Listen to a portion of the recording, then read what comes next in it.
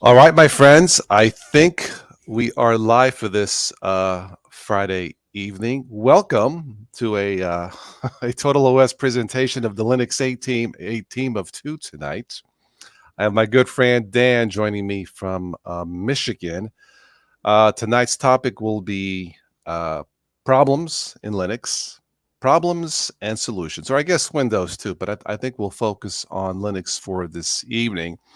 I've been trying to schedule a Linux 8 team where we could all jump in for the last 6 months or so, but it's been impossible to get all of us together. Dan and I was just talking about this off camera, off live. That ever since the pandemic started, I've noticed a shift in viewership and trying to get people in it at the same time on schedule. Now, maybe that's not the only reason. Anyway, Dan, thank you for joining in. How are you tonight? Oh, I'm pretty good. I'm fine. Good, good. Okay, so the way these live shows and the private chats work, if you are a supporter of the channel and you want to be invited, I automatically send out the invites if you want to be part of a live show or a private chat. And sometimes we pick topics at random by you, or sometimes like tonight. Tonight's topic is a Linux 8 team featuring potential problems and solutions, mainly for Linux based systems.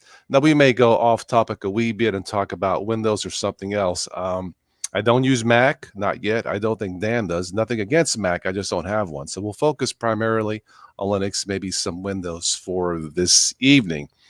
Like I said, I did send out some invitations, not too many, about 20 or so, but I guess people have plans tonight and the other things going on, which is understandable. Um, all right, so I guess I'll get this started, Dan. Oh, first of all, I have to change the banner here. This is for all of my Arch user friends.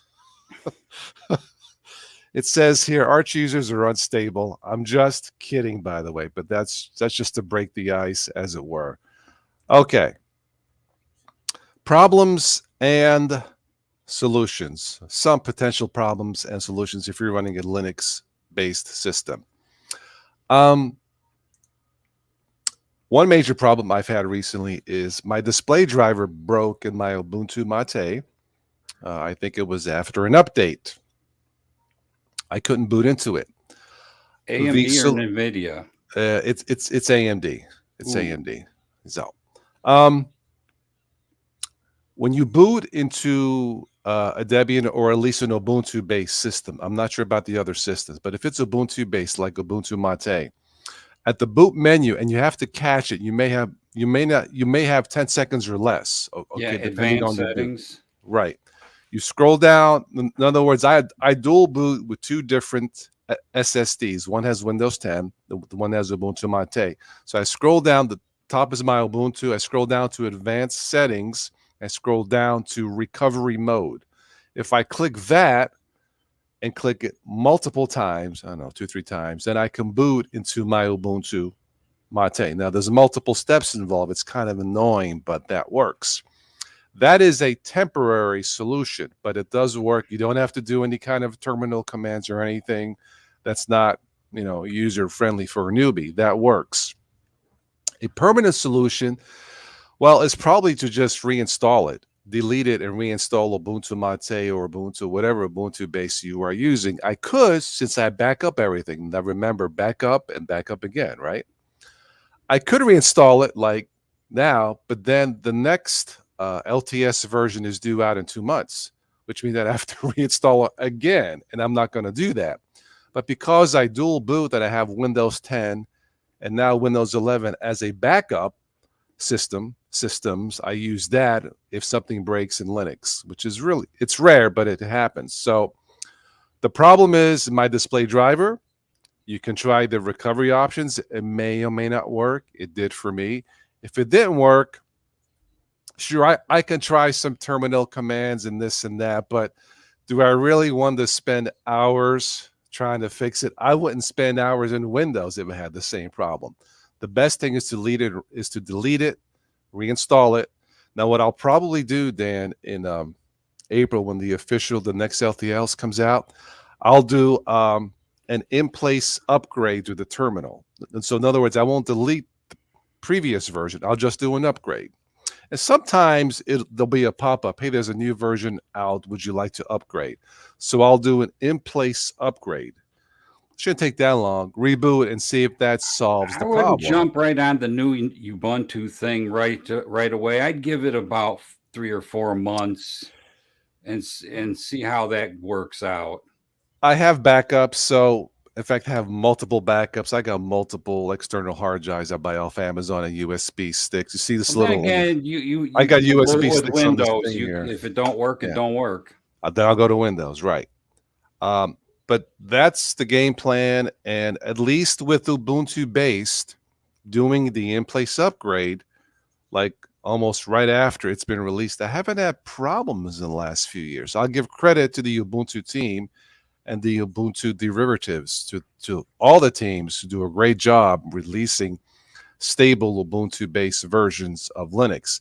Again, if it crashes, I still have a different drive for Windows 10 and 11 on my other machine. So it's not that big of a deal for me if it breaks. Yeah, it would be an annoyance, but I have backups. Again, back up and back up again.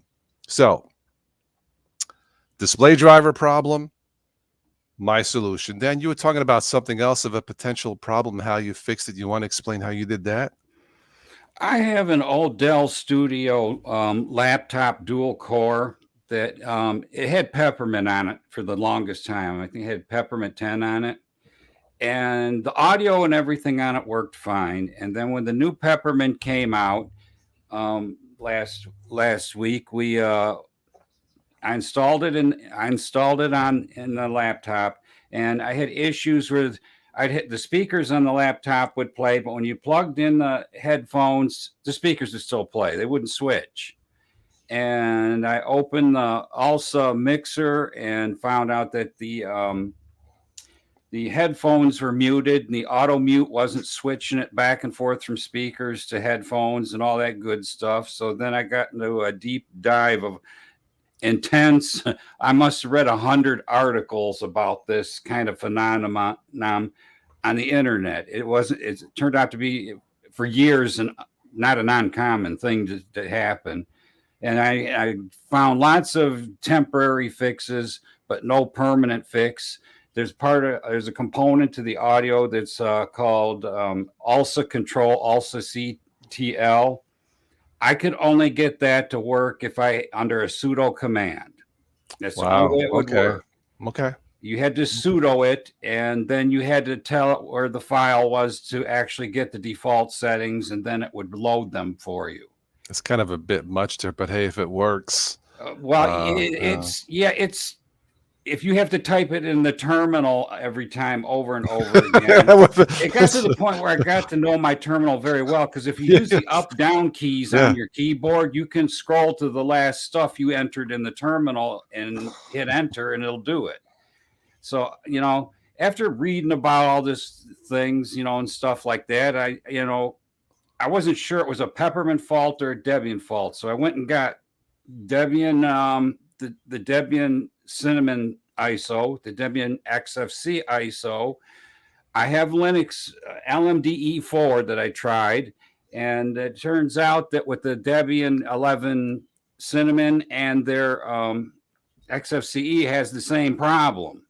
So I tried the Linux Mint LMD. That worked great. And then, this is right off a live USB key without even stuffing it on the hard drive. Yeah. And then I went and got Endeavor OS this week and thought, I wonder if Arch people are having this problem. And yes, they are. With this particular laptop, it's the same problem. So I wound up writing a few bash scripts. So with XFCE, there's an application auto startup place where you can write a little script in it. When the computer boots, it will actually go to that script when you get in and put your password in. Then it goes and runs the script, and then the terminal window pops up because I got the script set for terminal true.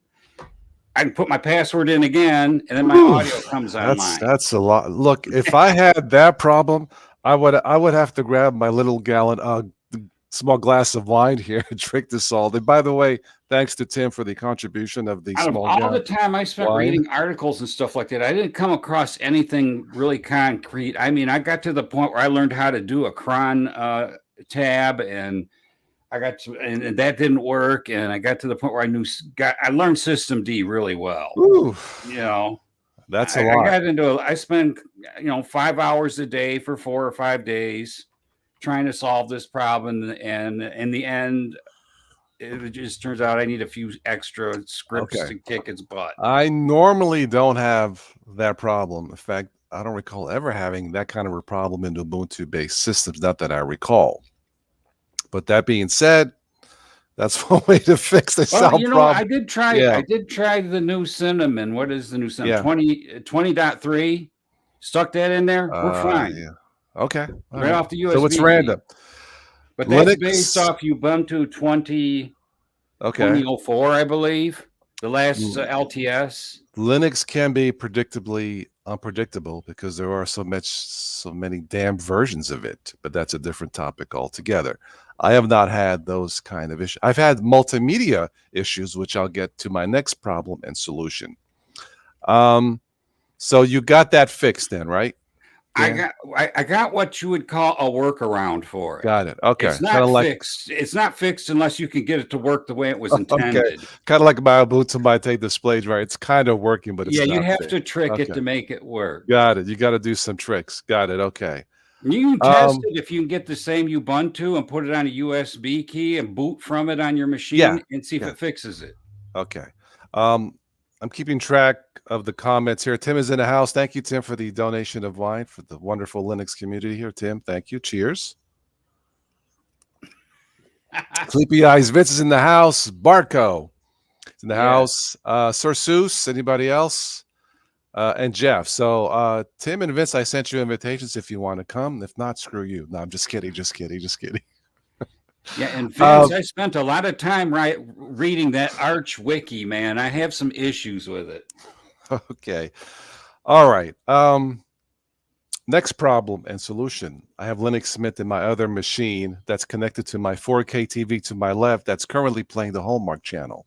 Don't know why. I just feel like I want to get into a romantic mood. I'm Italian. So what can I don't know. Oh, there's a Christmas movie on in February. Great. No, but all right. So the late Santa Claus. the late Santa Claus, right? Yeah. All right. So on that, I have the latest Linux Mint on my Lenovo machine that originally had Windows 7. Now has Windows 11 and Linux Mint, and they both work great. In Linux Mint with VLC, when I popped in my Burn Notice DVDs to watch my favorite TV show of all time, some of the features in VLC don't work, like brightness, audio settings, in the settings, like effects, drop-down menu, they don't work.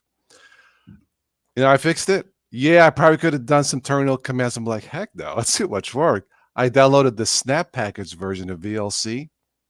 Problem solved. Now, here's the thing about the default packages for Ubuntu, deb packages versus snaps or flatpaks or app images. I don't go out of my way to install the other packages like snaps or flatpaks. However, as a possible solution, if something doesn't work, in my case, VLC didn't work the way I wanted it to, I downloaded the snap package. Now, of course, now I have 2 VLC versions on my menu, but that's okay. And the nice thing about snap packages, all the dependencies are prepackaged. Everything is there. There's nothing else to look for via the terminal, via Google, then the terminal to make it work completely. And I use the word completely. I've been down this road too. Okay, so here's the thing. Thank you, developers of snap packages, and I guess flatpaks are the same way. Thank you, because you saved a lot of Motrin pills, headaches, I could always get the computer to play DVDs, but Blu-rays are completely off the list for just about every machine I got because it has a different encoding technique and DMR and all that.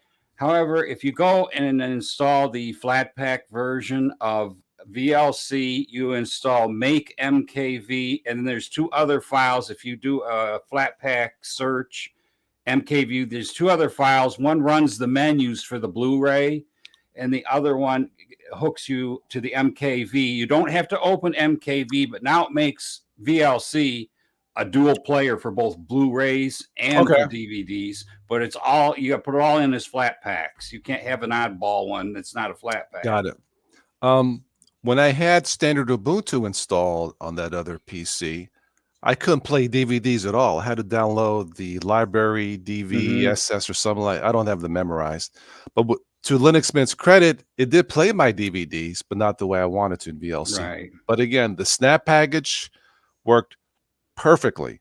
And I'm assuming flat packs are the same way, Dan. That everything is prepackaged. Or? Yeah, you get the entire program with it, but in some cases, if you need your program to talk to other programs for flat packs, there's something that's called Flat Seal, which is another GUI program. They will allow you to give flat packs permissions to certain things and make them work properly. Flat Seal. I thought I saw a commercial for that too. Yeah, Flat Seal. Isn't it Flat Sounds Seal? like something you use on your tire on the side of the road. Yeah, right. Oh, wait a minute, Flex Seal. I was thinking, no, wait a minute. Yeah, I know. Actually, I do have a can of Flat Seal in my car, or like tire sealant foam, right? Screw it in. Okay, but there's a program called Flat Seal that enhances your flat packs to actually give permissions to certain maybe root issues or your video or certain folders and stuff like that. Got it. I'll keep an eye on the track. I invited here in the chat. I invited Vince, but he says thanks for the invite, Carmine. But I'm working on some stuff. But also it's the A team, so it counts me out. Okay. Well, cheers to the B team there in Australia, mate. All right. Next problem. Printer drivers. Printer drivers. Okay. You know, out of the top 10 videos on this channel, the top 3 are printer related. A little bit surprising now as we are into 2020. Yeah. Okay. Generally speaking, I have, what do I have? You can't see, but I have an HP here. And HP and Epson, in my multiple years of testing different types of printers, seem to work the best out of the box. Meaning you can go either to the vendor's website and download drivers, or you plug it in, and in the Ubuntu base, you click the app that's, I think it's Add a Printer or Add Printer. Make sure you are connected to the web, and it downloads the drivers automatically. You'll have to pull a Windows and reboot once. Sorry, but you're going to have to do that, and that solves the issue. HP and Epson, for whatever reason, those two are the easiest. It doesn't mean like a Brother printer won't work or a Canon printer won't work, but those two are the easiest. So the problem is printers for Linux. I guess still a problem. So number one, check the manufacturer's website. Go to the HP website. See if there's drivers there. Usually is, I would say. Or the Epson website first. Number two, use the app, at least in Ubuntu base, and probably Arch has their own Add a Printer app. That's my guess for all of you Arch users I think most of the distros out there that I've tested out have the same printer app to go look for printer drivers. Yeah, right. It's just packaged differently for each distro. Yeah. It's starting to become a common thing that somebody wrote the program in GitHub and it got adapted to everything. Is probably what happened. Vince says, "Flat Seal, poor thing, didn't see the truck coming." No, I guess that duck did see it. Oh man, nothing against ducks anyway. It's a little different for me because the driver thing for my Epson workforce printer, it doesn't seem to always find the right driver, and then it doesn't work. However, I went to the Epson website and they had deb package drivers available. Okay. So for the first few years, it worked fine with just the drivers. Now, if I install it with another package, I have to go find another package. Well, I think I saved it. It's lsb.deb that you have to install to make the driver LSB. Work. Isn't that a drug? Well, that's LSD. Sorry. Okay. No. Okay. But all right. All right. Build it as you go, I guess. All my junk is getting old and it's giving me headaches. All right. The last solution for that would be go to a website, TurboPrint, search TurboPrint. And I'm not being sponsored. This is not a sponsored video tonight by them or anybody else, but it's, I believe it's a 30-day free trial. And I forget how much it is, but I've downloaded, tested it. It works perfectly. I mean, download it, reboot, you get a nice menu and GUI and all that. It works On Linux? perfectly. Yeah, it's for Linux. It's called Turbo Print. Download it. Everything works. The printing, the scanning. I mean, it was a joy to test that for 30 days. And I think it's either 29 or 39. But you can try it first to make sure it works. And I can tell you, at least in my tests, it worked 100% all the time, at least in Ubuntu base. But like I said, it's trial where try, see if it happens. But what's nice is there's no terminal commands, there's no searching, there's no tweaking. Either it works or it doesn't work after you reboot. And everything should work, printing and the scanning. For some people, they'll get the printing to work and not the scanning, like it's half a driver or something. That's kind of how it is if you got an all-in-one, and that's what mine Yeah, is. that's what I have. All-in-one. Yeah, I have to install two drivers: the scanner driver and the. Yeah, right. That's what I have. I don't have a fax on this, but I never who uses fax anymore, right? But anyway, yeah. So check the vendor first. If not, check the Add a Printer app. If it's not installed by default, it's there for all versions of Linux. Finally, Turbo Print. Again, I'm not being sponsored by them, but I've tested it multiple times. It is a nice, easy to use app. All right. Let's say that let's flip it. Let's say your Windows crashes and not your Ubuntu Mate or whatever. But you need to get important documents, school stuff. It's there and you can't boot in and you don't want to go through the recovery process. By the way, Windows 10 11 has some nice recovery options, but suppose you want to speed it up. All you need is those to extract those documents. If you have an external Linux drive like this, this is like an adapter, by the way, USB adapter. I got one of those too. Okay, you boot this is Ubuntu, by the way, on this. You boot into that. On the same computer, you have your Windows 10 or 11. You boot into Ubuntu, and on the left, there'll be a menu that says, I believe it's other options or no, other locations. You can click that, and you can bring up your Windows drive, your Windows partition, okay? And you can access your documents, your videos. You can grab, say, it's your college stuff or, whatever, something, and you need to extract that, You can move it from the Windows side to the Linux side to the partition, copy it over to your desktop, and then from there you can copy that and back it up again. If you didn't back up before, which you should have in the first place, you can back up to your Ubuntu. Okay, this is not a live. This is a fully installed Ubuntu.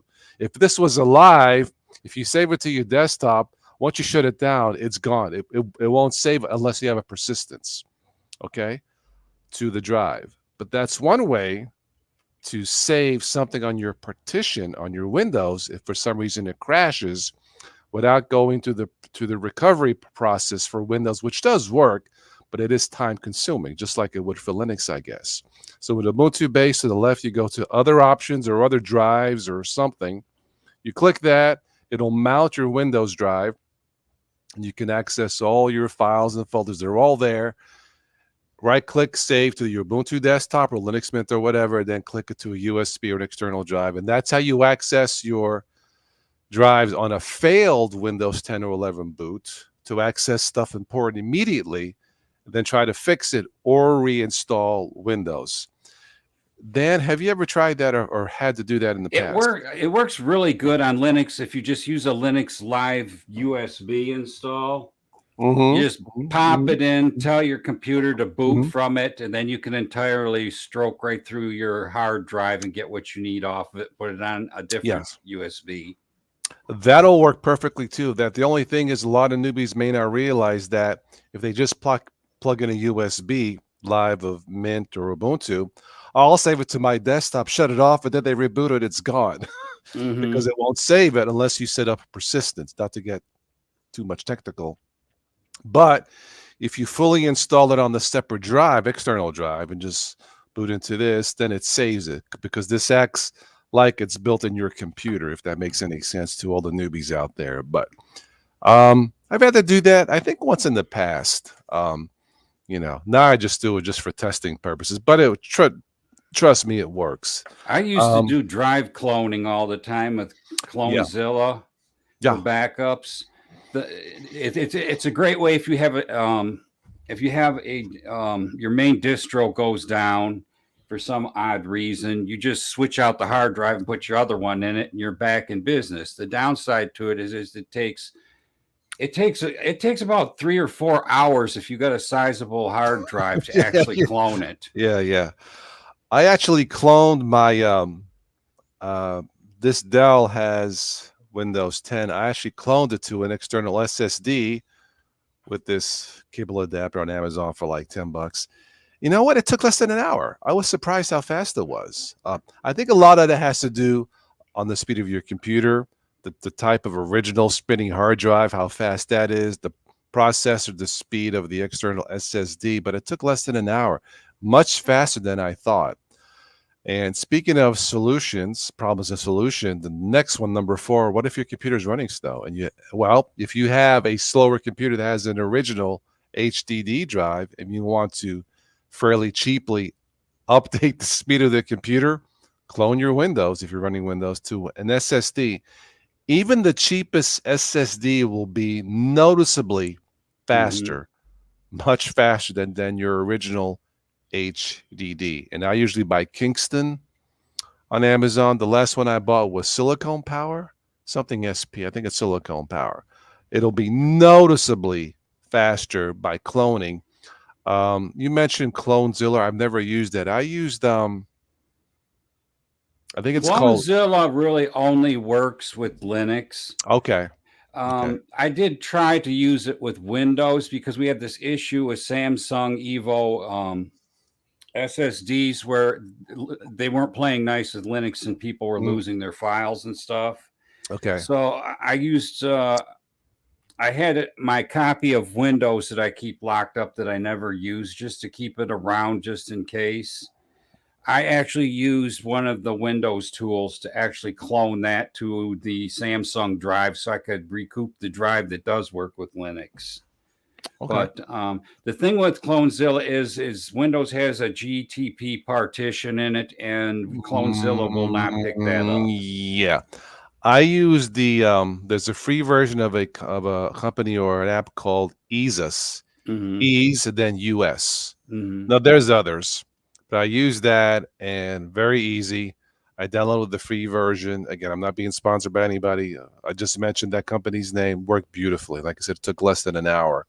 Now, what I did, I kept the original hard disk drive in my Dell as Mm-hmm. a other backup, just in case. And I'm running Windows tonight off the SSD, and it's much faster, night and day. It's like going from a 4-cylinder engine to an 8-cylinder turbocharger Knight Rider car. It's much faster. So if you're running slow, try the SSD. Now there are other ways to speed up your Windows or Linux computer. Installing more RAM, max out the RAM. This one that's got what do I have in this Dell? 16 gigs of RAM. I think it'll take 32 gigs. 16 is good. If I was doing a lot of 4K editing, which I don't, you would need 32. I can do 4K on 16 gigs of RAM, a little slower, noticeably slower. But unless you're doing content creation, actually for most content consumers, like you guys watching that don't do this, you can get away with 8 gigs of RAM. Yeah, I got 8 in both of my Yeah, laptops. Something else that I did because both of them are older laptops that you can actually open up and the CPU's not soldered to the board. there you go. Um, Yeah. if you do some searching and some researching about your laptop, you can find other processors that came with that laptop.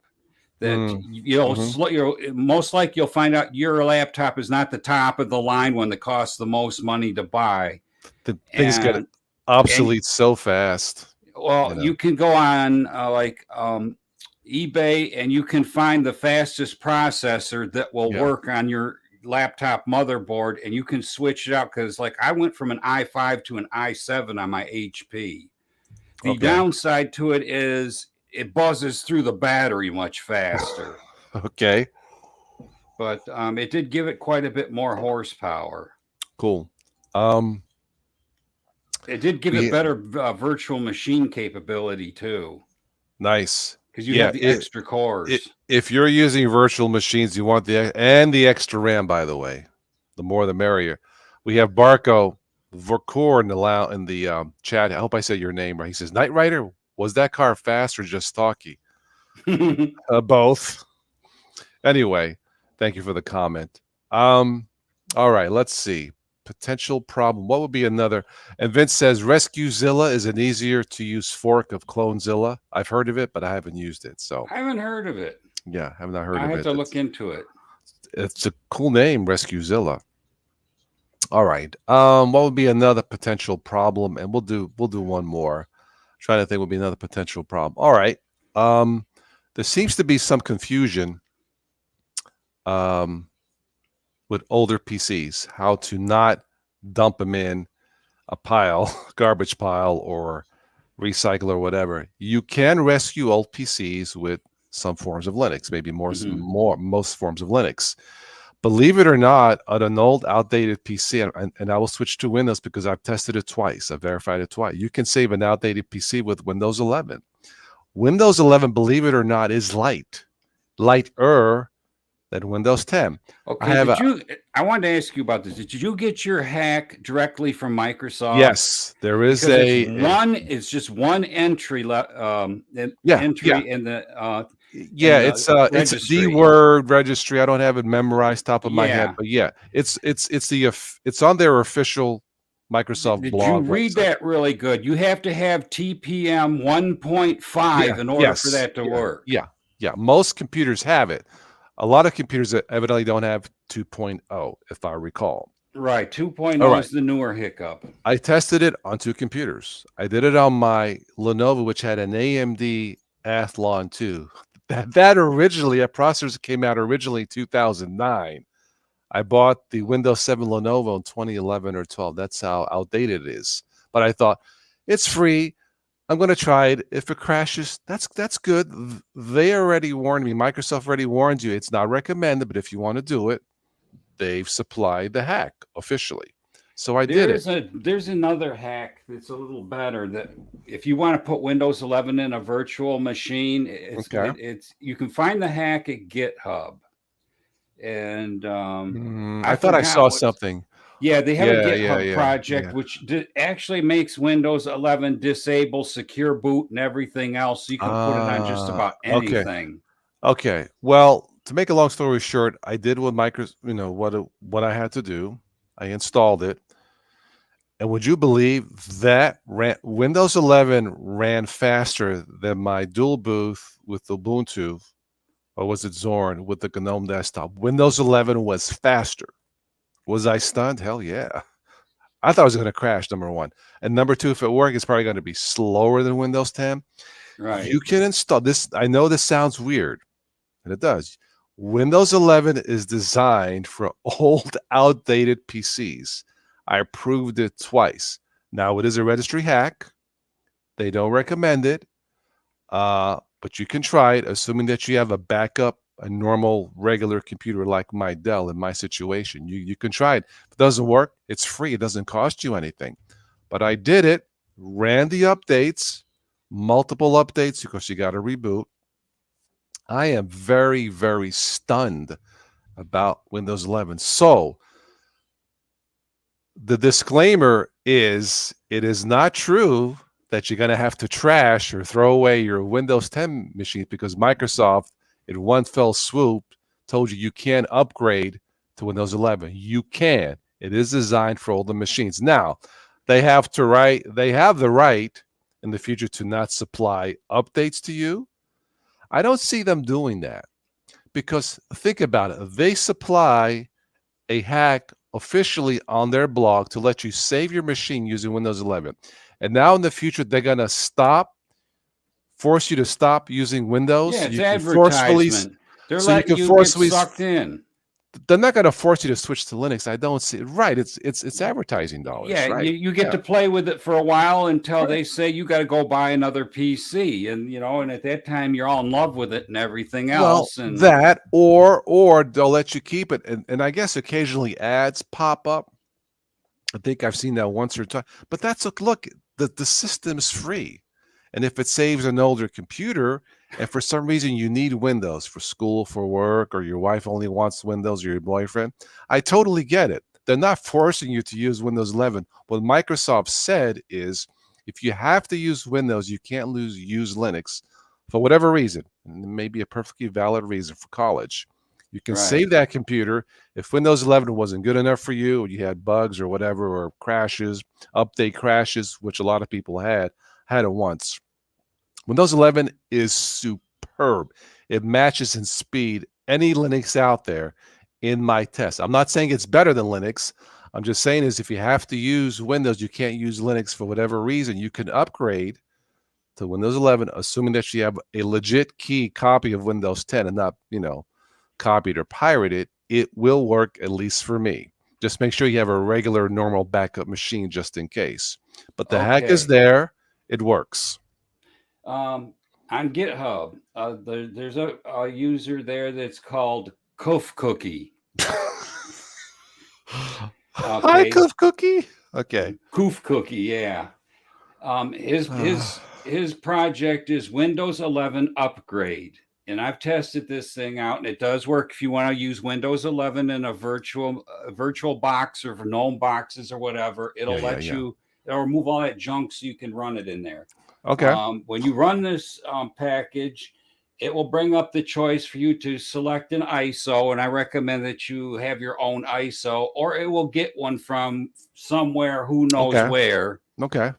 I got one from who knows where's because it was who knows where.com. What damage could do, you know.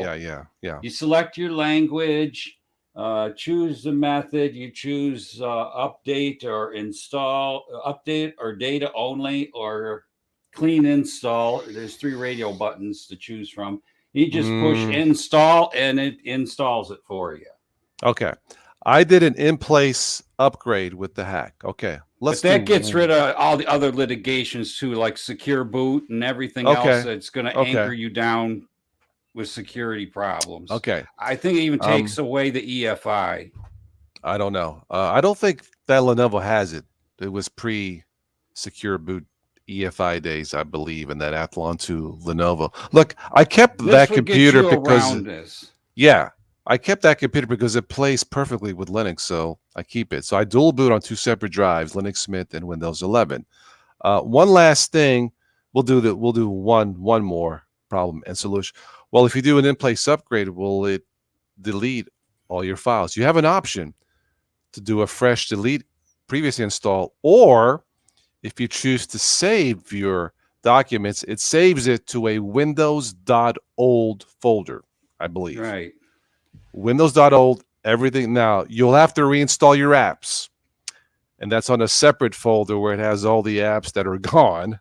But it will tell you, I believe, but it saves all your files and folders with windows.old. And look, if you had 30 or 40 gigs of files and folders, that's going to be there. So make sure you have enough of storage on the drive. I think that's what I did is I actually wanted to see how an upgraded works. So I made a copy.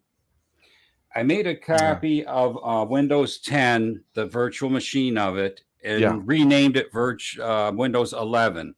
VirtualBox wouldn't accept it because it had the same UUID as the original. Okay.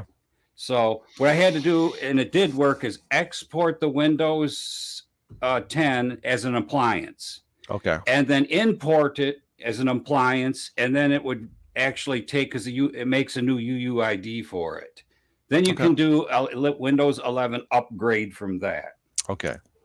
Yeah. So Windows 11, again, in 2 tests, I can verify that the official hack on the Microsoft blog does work. Make sure you have an original copy. It takes a Windows 7 key too. Yes, that's what I did it. Yeah, that's how I did it. It didn't take that long.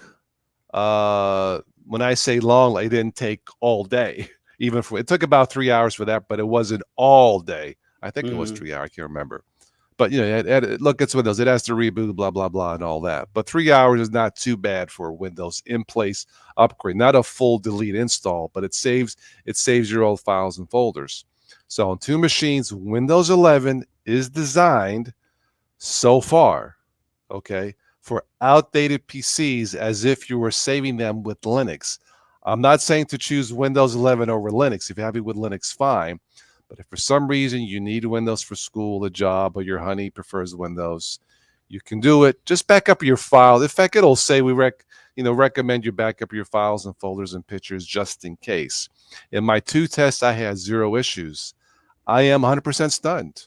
You know me, I like to make fun of Windows and Linux sometimes. But so far, I can't make fun of Windows 11 because the darn thing works. I am so disappointed. Anyway. Give them time.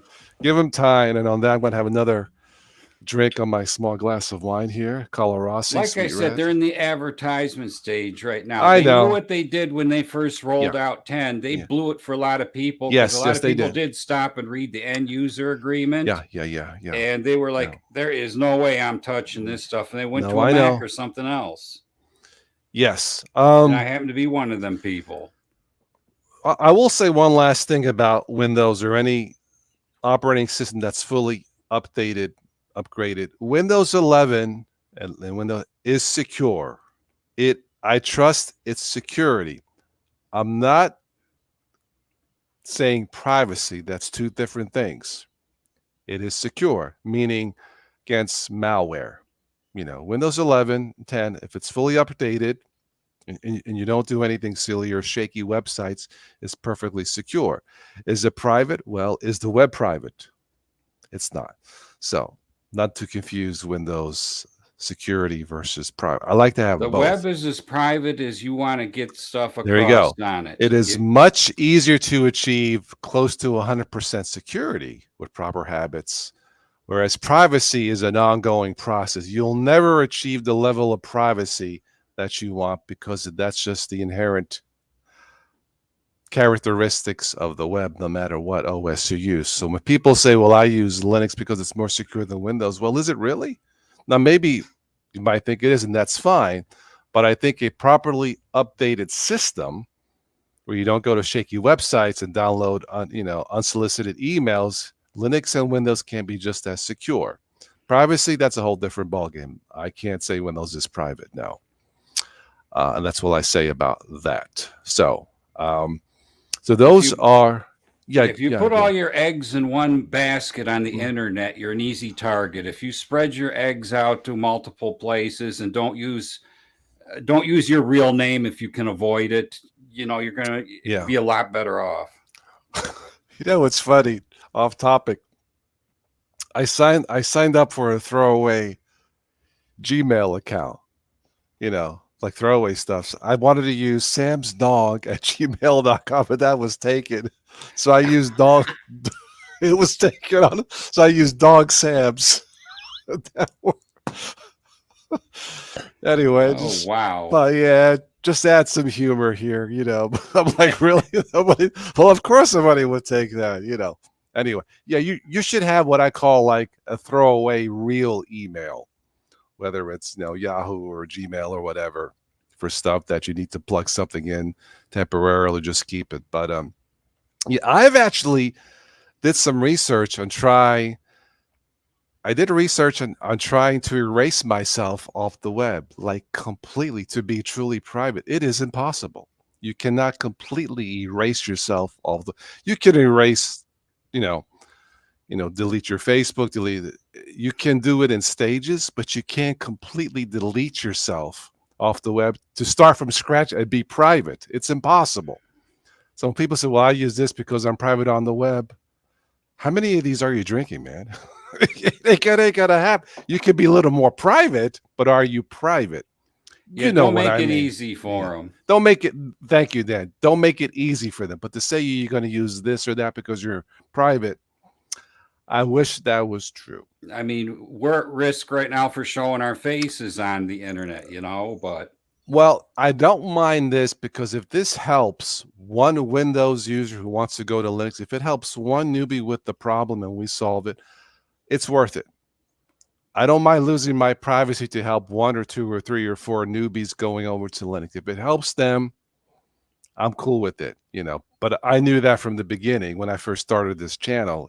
It wasn't because of I don't call this the privacy channel because then I would never go online. it's private, you know. Anyway. Yeah, you got to draw the line somewhere. I mean, you can't completely not use the internet at this point in age. Right.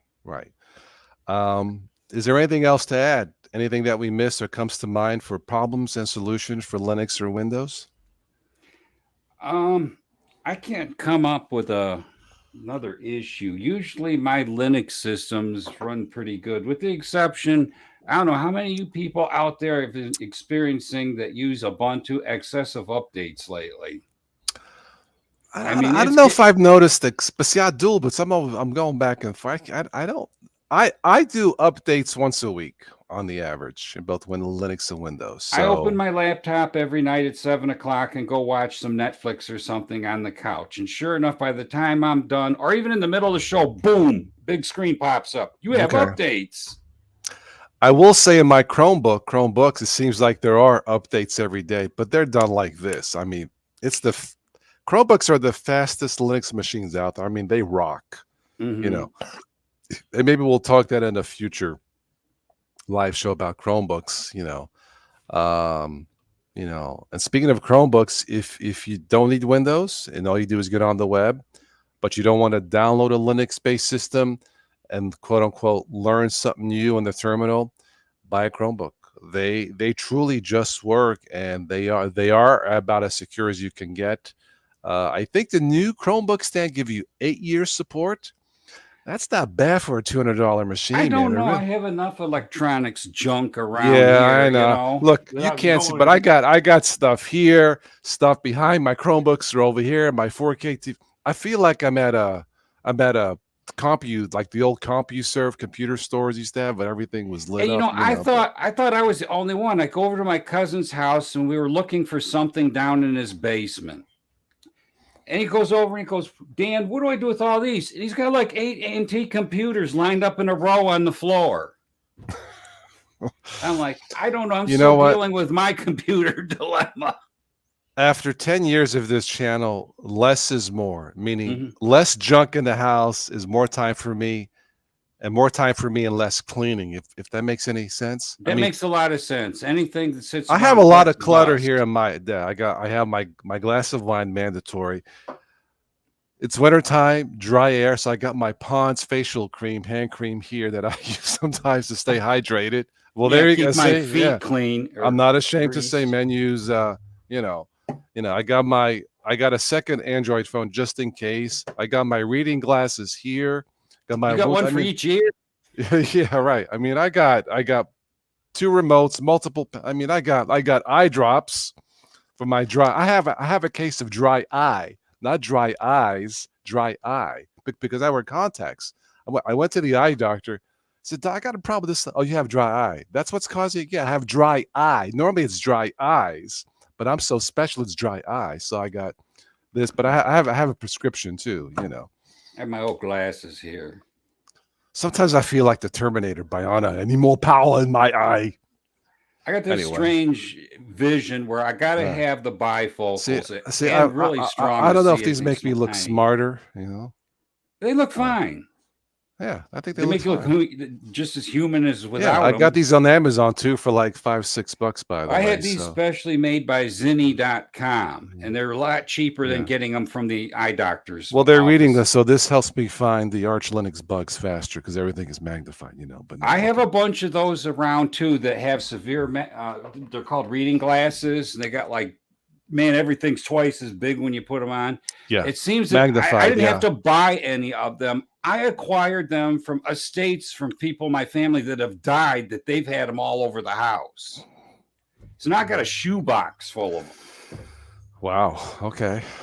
No, I keep one in the car, you know, for work when I go to work. Sometimes I have to read the handheld PDA scan. It's very, very fine print. I'm like doing this. I'm like, screw this, put the glasses on. Then one here. I mean, I don't need it for that. I have what I did, I have a 39-inch TV here that I use them on, and it's, believe me, right here, it's big and bright, so I drop down the brightness a notch. I got one light here, but if I shut this off, all of this is one light. It's just one spotlight against the white walls, and it Works pretty good. This is like $10. Some little secrets of YouTubers, by the way. $10 spotlight on a $12 tripod clamp light, and it works fine. Anyway, and one webcam. You look so illuminated. I know. I feel. Well, maybe it's the wine. Yeah. Cheers. Yeah, thank you, by the way, for the donation of wine. Red wine. You know what's a good wine mixed drink? A little bit of 7-Up in there. If you want to mix drink. I'm not saying you should dilute 7-Up goes with everything. It seems that way, yeah. Anyway. All right, so those are, one more problem solution. Why not? Extra bonus. 2 weeks ago, we had the storm of the century. Rain, ice, more ice, snow. I mean, I had no power for it. Was the next day was like 25 degrees, and I froze my Linux kernels off. Anyway, what's the solution? A whole house generator. If I had an extra $4 or $5 grand, I would have that, and a backup internet solution. T-Mobile has a pretty good deal. Again, I'm not sponsored by no one tonight, but they have a solution. They have one of those gateway router round thingies. If you sign up with auto pay, it's $50 a month, unlimited, and it's 5G. That's not bad. I thought about having that and dumping Comcast, but I went to my T-Mobile store where I live. They said coming soon. In other words, it's not here yet.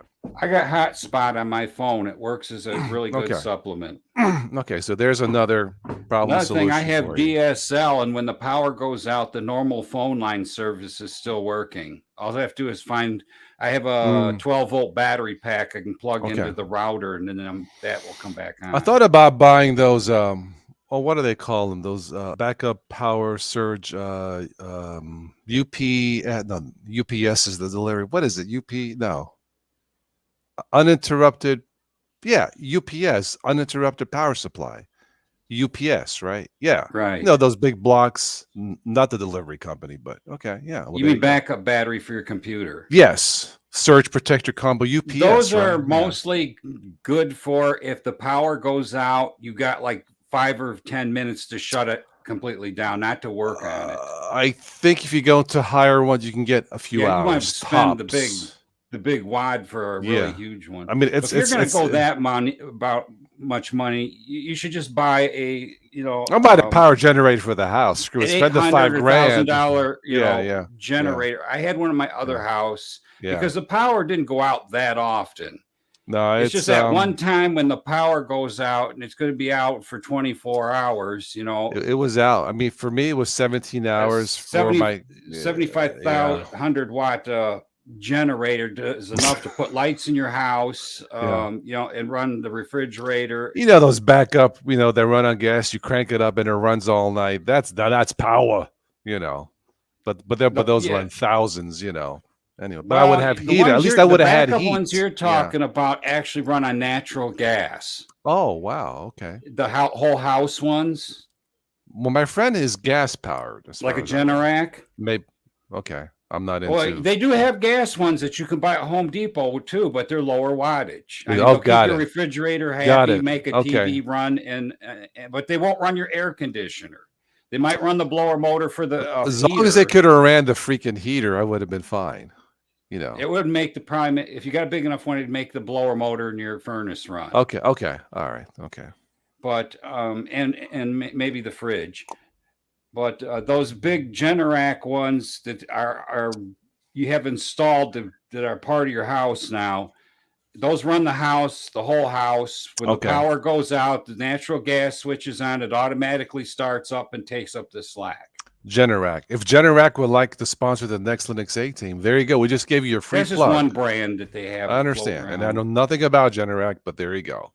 But that's another. You're right. They are $3,000 or $4,000, and you have to have them maintained regularly. Right. Like my furnace, I usually have a maintenance guy come in once a year or so just to check it out, clean it out, and test it and all that. But yeah, it's all part of maintenance too. That's true.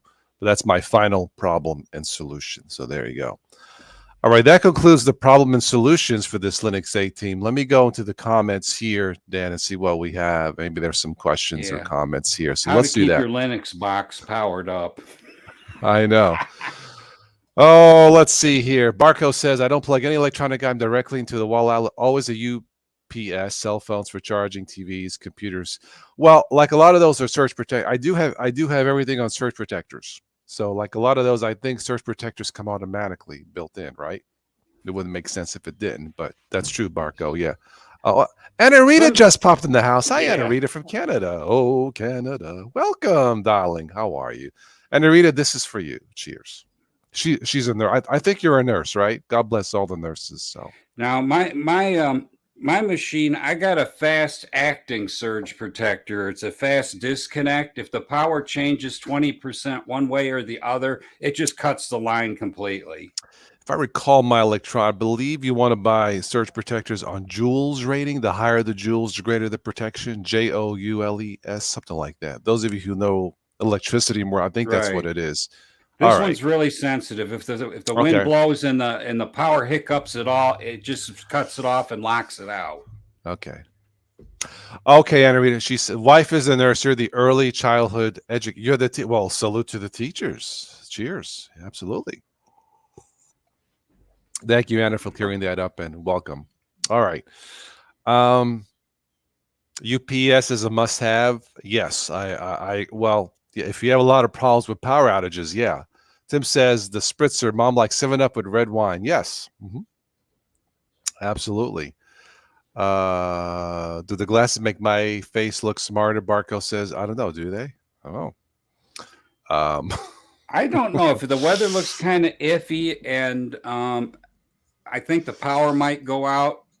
I do my critical work on the laptop because it has a battery in it. Yeah, that's true. Assuming that the Wi-Fi doesn't go out, and right? That's good for 3 or 4 hours. Download your Google data, then wipe out the data on Google servers to the extent possible. Yes, you can, but again, there will be bits of information out you somewhere on the web. But sure, you can certainly do that. Let me scroll here. LMD5 just around the corner from Mark. Linux Mid-Debian edition. Cool. Okay. I think it's kind of like a little late in the game for that since Debian's been out for a year. Steve says, Carmine, that's my name, by the way, it looks through life with wine-colored windows. Cheers.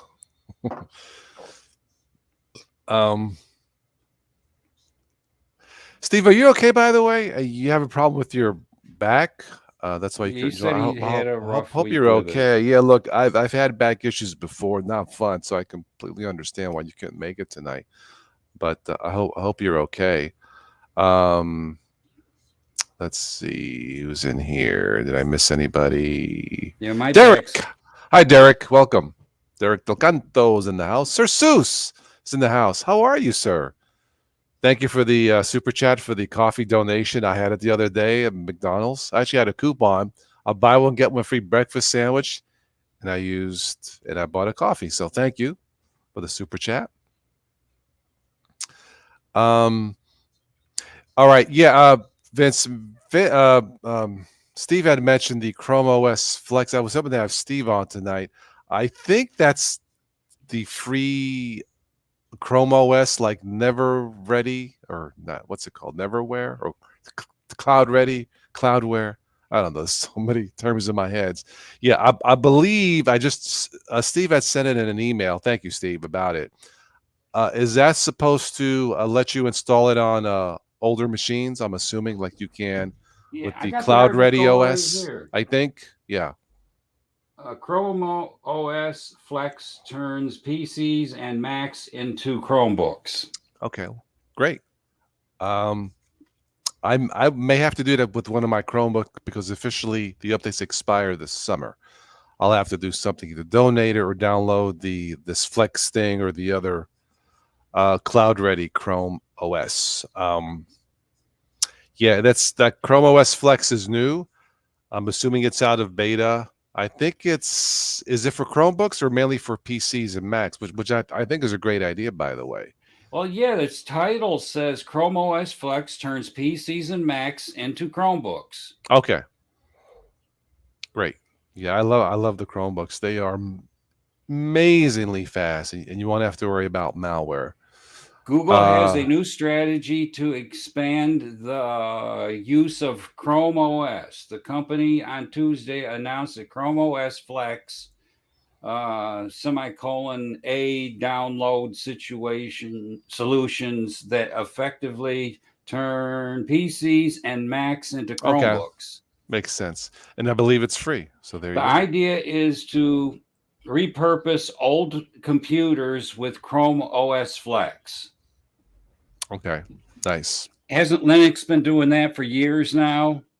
Yeah, that's perfectly fine. It's just another choice. We all like our choices. The You want Chrome. choices? Here's another one coming Here's to the one table. more. Nosy's in the house. Nazi and Fluffy Cloud 331. Did I miss anybody? I think I got everyone right. And Jeff. Okay.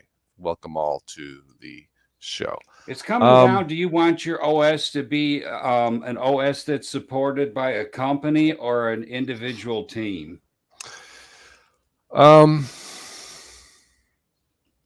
Yeah, I don't get. I try to avoid the politics of operating systems in tech. I try to stick to the technological facts of what works. It doesn't work, and I leave the politics to all of you out there who think This that's is the feelings that some of part the of your Linux decision or users not. get. They And I respect those feelings. To me, I go with the tech. Does it work? Can I use this? Will it make my life easier? Number one.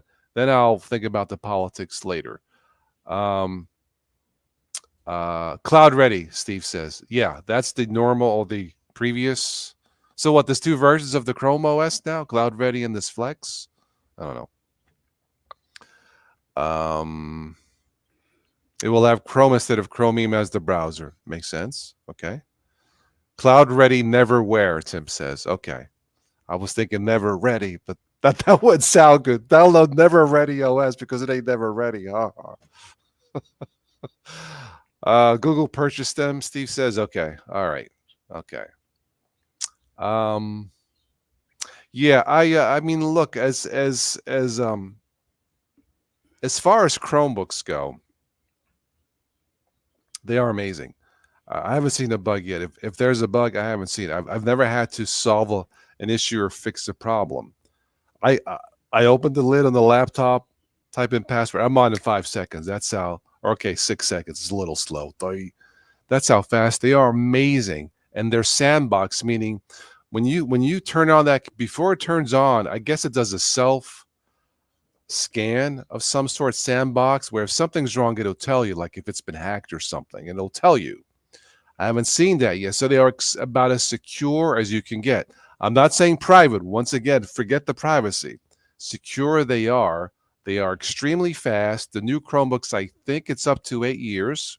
Again, if you buy it new, not refurbished, okay, because the security date starts at the time it's made, not at the time that you bought the Chromebook. The only reason I don't use Chromebooks live on a regular basis is the software that I would like to use. You can install them in the Chromebook, but you can't use them. It's kind of weird. I guess that's a choice too. For example, OBS Studio does not work. Kdenlive will not work on. You can install it by turning on the developer apps, I believe, but it won't work. There's just no screen. If I could install those apps, I would use Chromebooks, maybe exclusively or more so. Now, I can still live chat this with the Chromebook. I wouldn't have as much control. That's not the fault of the Chromebook. The Chromebooks, the higher end Chromebooks, are certainly capable of doing live streams and video stuff, but the software hasn't caught up yet. Right. Like if that makes any sense. But the Chromebooks are certainly capable. And maybe next time I'll do StreamYard from the Chromebook. It's fast enough. The only thing is I have to decide to hook it up, my laptop, to my screen or run it off the screen here. It's more work involved. I'm kind of lazy. But you can live stream now off a Chromebook, no problem. You can do StreamYard, Zoom, Skype. It's perfectly fine. And the updates are unobtrusive. You can search for updates. Say, hey, there are updates. Would you like to reboot now? It won't force you. You do it on your own time. And the updates are usually fast. And it's like minutes. It is in hours in some cases with Microsoft. But that's how fast and reliable Chromebooks are. We've talked about Linux desktop for the masses. The only one I believe that's truly a desktop for Linux for the masses that's affordable so far appear to be the Chromebooks. They start at $200, I believe, up to $1,000. I don't recommend you spend $1,000, but if you're going to spend $1,000, you might as well get a MacBook because I think they start at $1,000. I think, but yeah, for between the $200 and $500 range for a Chromebook is where you want to be. I think that's perfectly fine. And if you're not a tinkerer, that's why you don't want to do Linux. Maybe you don't want to mess with it, but you like the idea of a stress-free machine. The Chromebooks may be for you. I think they're fantastic. So if all you do is check email, watch this, Skype, Zoom, or whatever, play your Netflix, the Chromebooks for you. And I believe the ones that came out starting last year, I think will get up to 8 years support. That's not bad. It really isn't, Anyway, I'll leave it at that. Present arms, Linux in the house. Salute.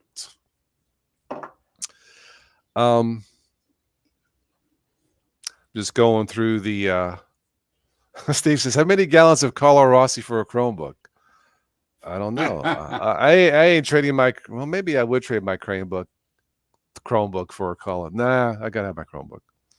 I have to have both. How many years of support do you got left on yours? The one expires in the summer, unless Google can certainly change that. Mm-hmm. The other one, it's one of those 2-in-1 touchscreen tablets, laptop that goes on. That's like a 4K screen. That one continues on. But once it expires, I can install the I keep saying Neverware. It's cloud ready. Right? It's Neverware, isn't it? Anyway, cloud ready, or I can install that if I want to keep it. Like I said, I don't use them that much, but I have one in the garage here. I have a heated garage, so if I'm washing the car, cleaning, that Acer Chromebook has the top firing boombox speakers. It sounds great, by the way. So I'll stream music on that one. Barkura says, what's the advantage of a Chromebook over a similarly spec standard PC lab? Okay. Ease of use. The cost is less. Very little maintenance. Nothing breaks. I haven't seen it. ARM-based, aren't they? They're not x86. I'd have to check that. I don't know. But some of the advantages would be price, speed, choice, maintenance free. You're probably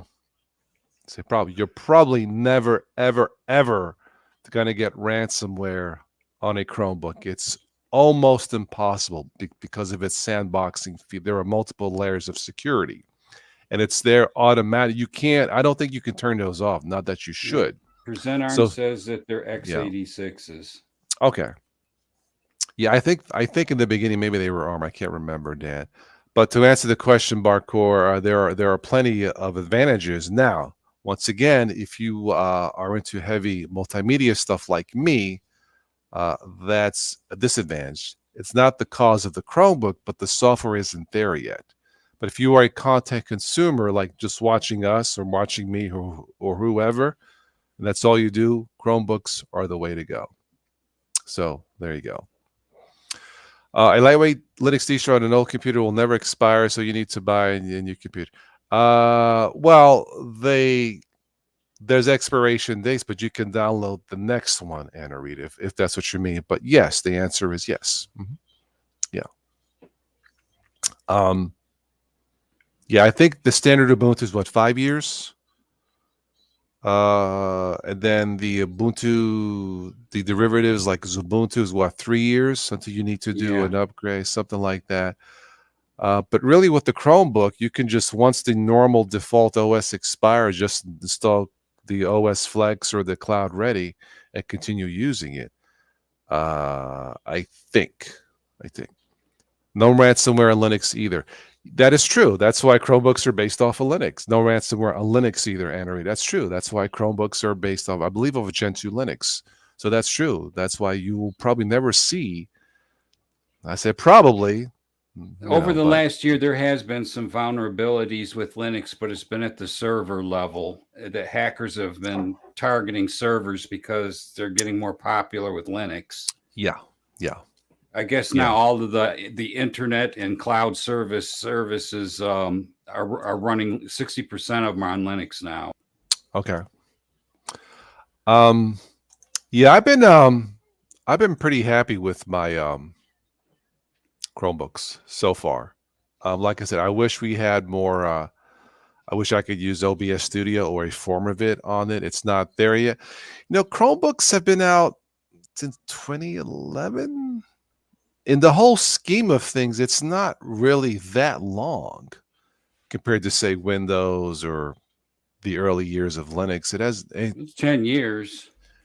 It's fairly long, but compared to, say, Linux, or Windows, it hasn't been that long compared to that. They've made a huge stride, a huge jump for the masses, as it were. And believe me, Chromebooks, if they were based on Arch, I wouldn't care, or whatever, or as long as they work. And I think most consumers buy them because they're not saying, hey, that's based on Gentoo. I'm not going to use. That's not for newbies. They're not saying that. They're buying them because it fits their budget. It fits their budget. A lot of schools have shifted from Mac stuff to Chromebooks. There's no maintenance. They work. That they don't care about streaming or video editing or Kdenlive Live or OB. They just want to. They just want to access their documents, get online, and it's a zero maintenance machine so far. From what I mean, you don't have to go into terminal commands sometimes like we do to fix things. At least I haven't seen that.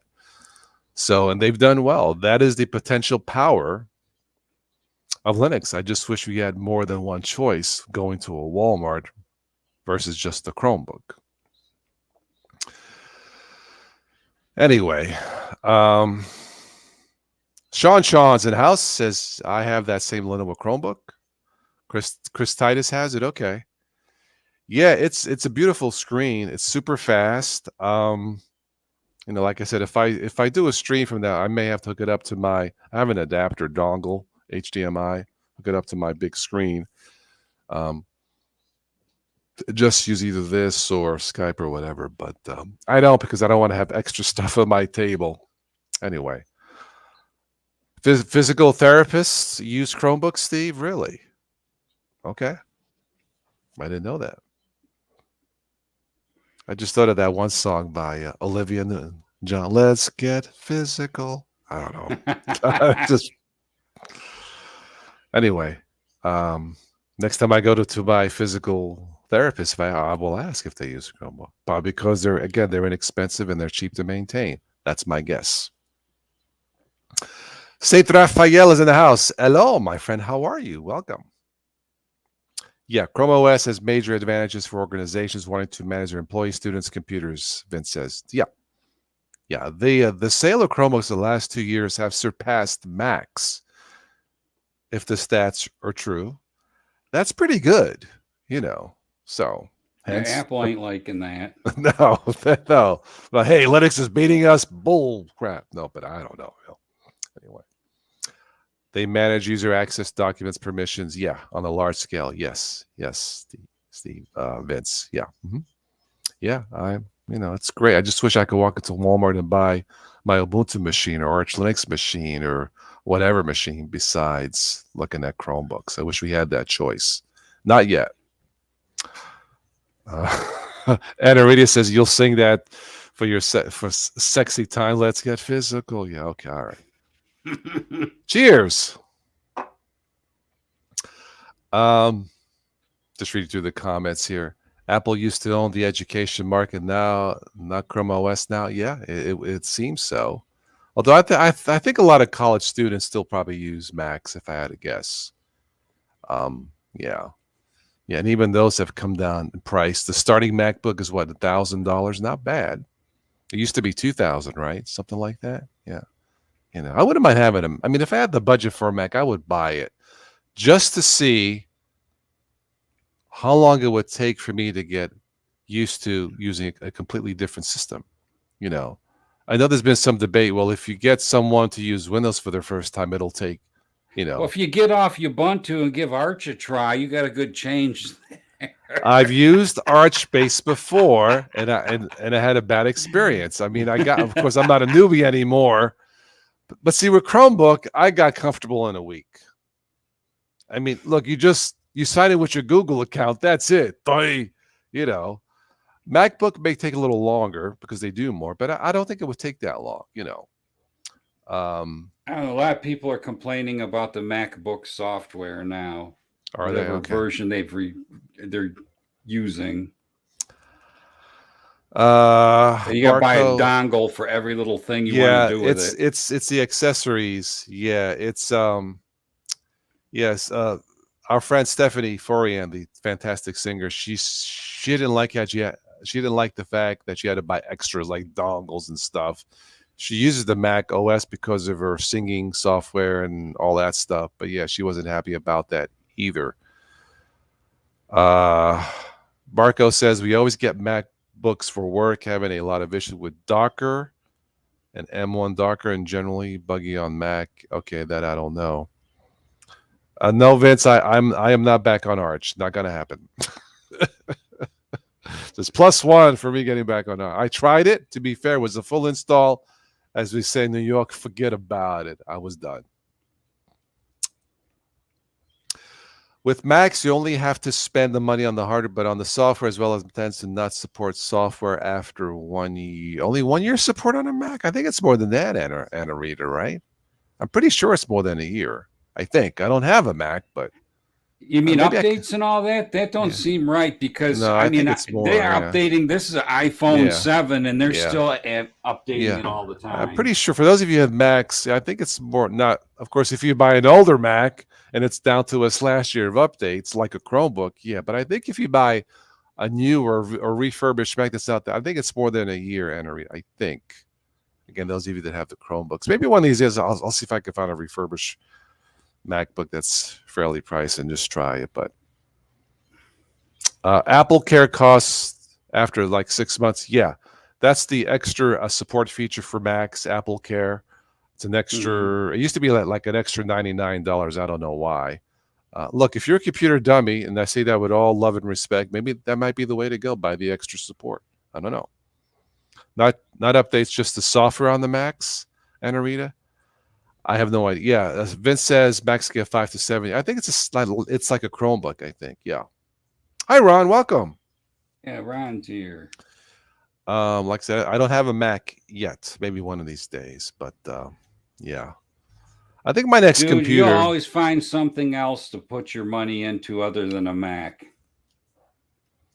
Look, if I got a Mac, it would be out unless of you hit the lottery, curiosity, and it would be the 1,000, the cheapest one if I was going to do it.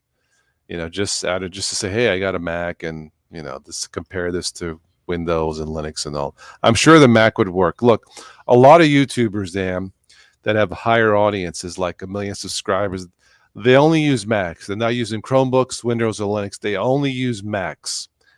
That's got to be a reason. Can they all be stupid? I don't think so. So I'm assuming they use because they trust them and they work. Is it worth the money? I guess that's up to you.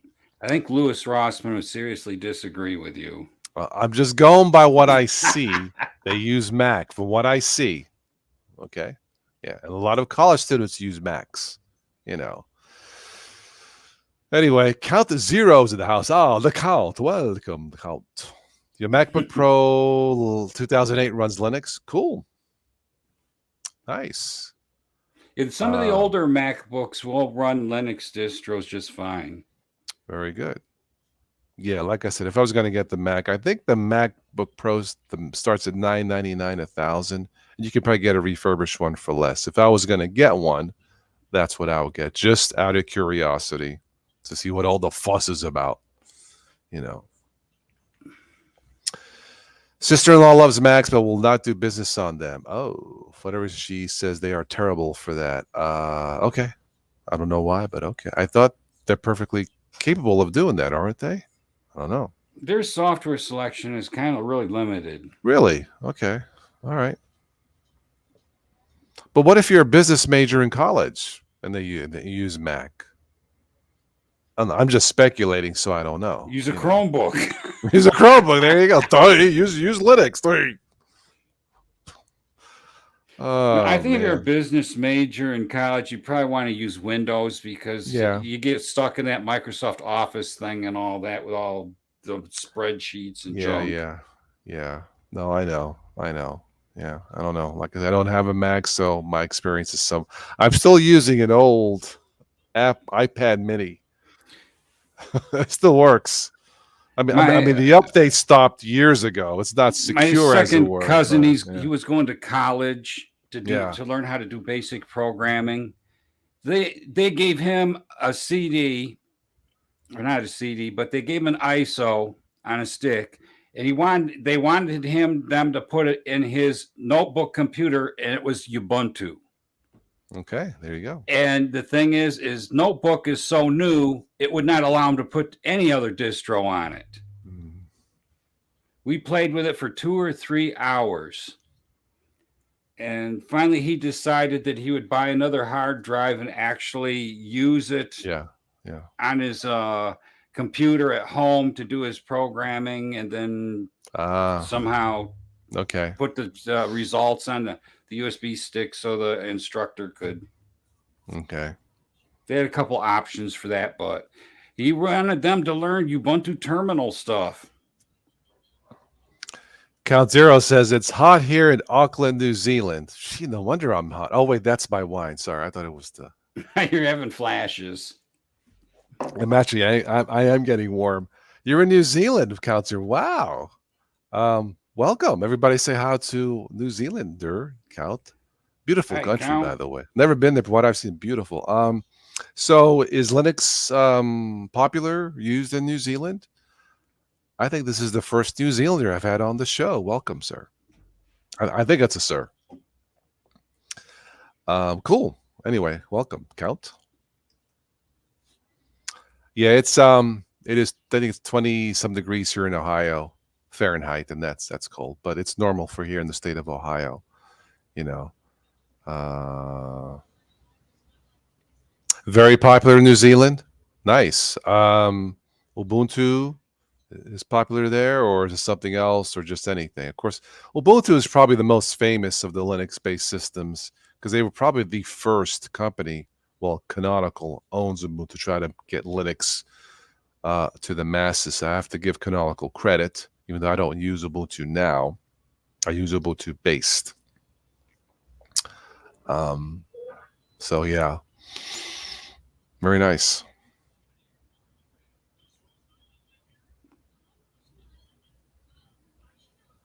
Yeah, send the heat here, Count Zero. Yeah, yeah. I'm ready for Florida heat. After the power went out 2 weeks ago, and we had no furnace. I'm like, oh my god, yeah. Winter is just one big hassle. You're Especially lucky when if then we you get get a the pot. Now it's few the days. potholes, Dan. Now everything's now the Yeah. The water comes down, if they put salt out there and everything else, the temperature changes, even the salt freezes, then it warms up and it blows the cement out of the street. Count Zero says Debian mainly. Very good. More of a Hey, mix. nice choice. That's what I use. Years ago, speaking of potholes, I would crack a joke here in Ohio, probably Michigan. You know, the potholes are so bad. I saw a couple ducks swimming. I said it as a joke. But wait, Dad. Wait, a couple years ago by the Walmart, someone actually posted a picture of a duck inside a pothole. That's how big it was. Anyway. Wow. Yeah. So Debian in New Zealand, very nice. Yeah. Well, Debian's been around since the 90s, right? I think so. Yeah.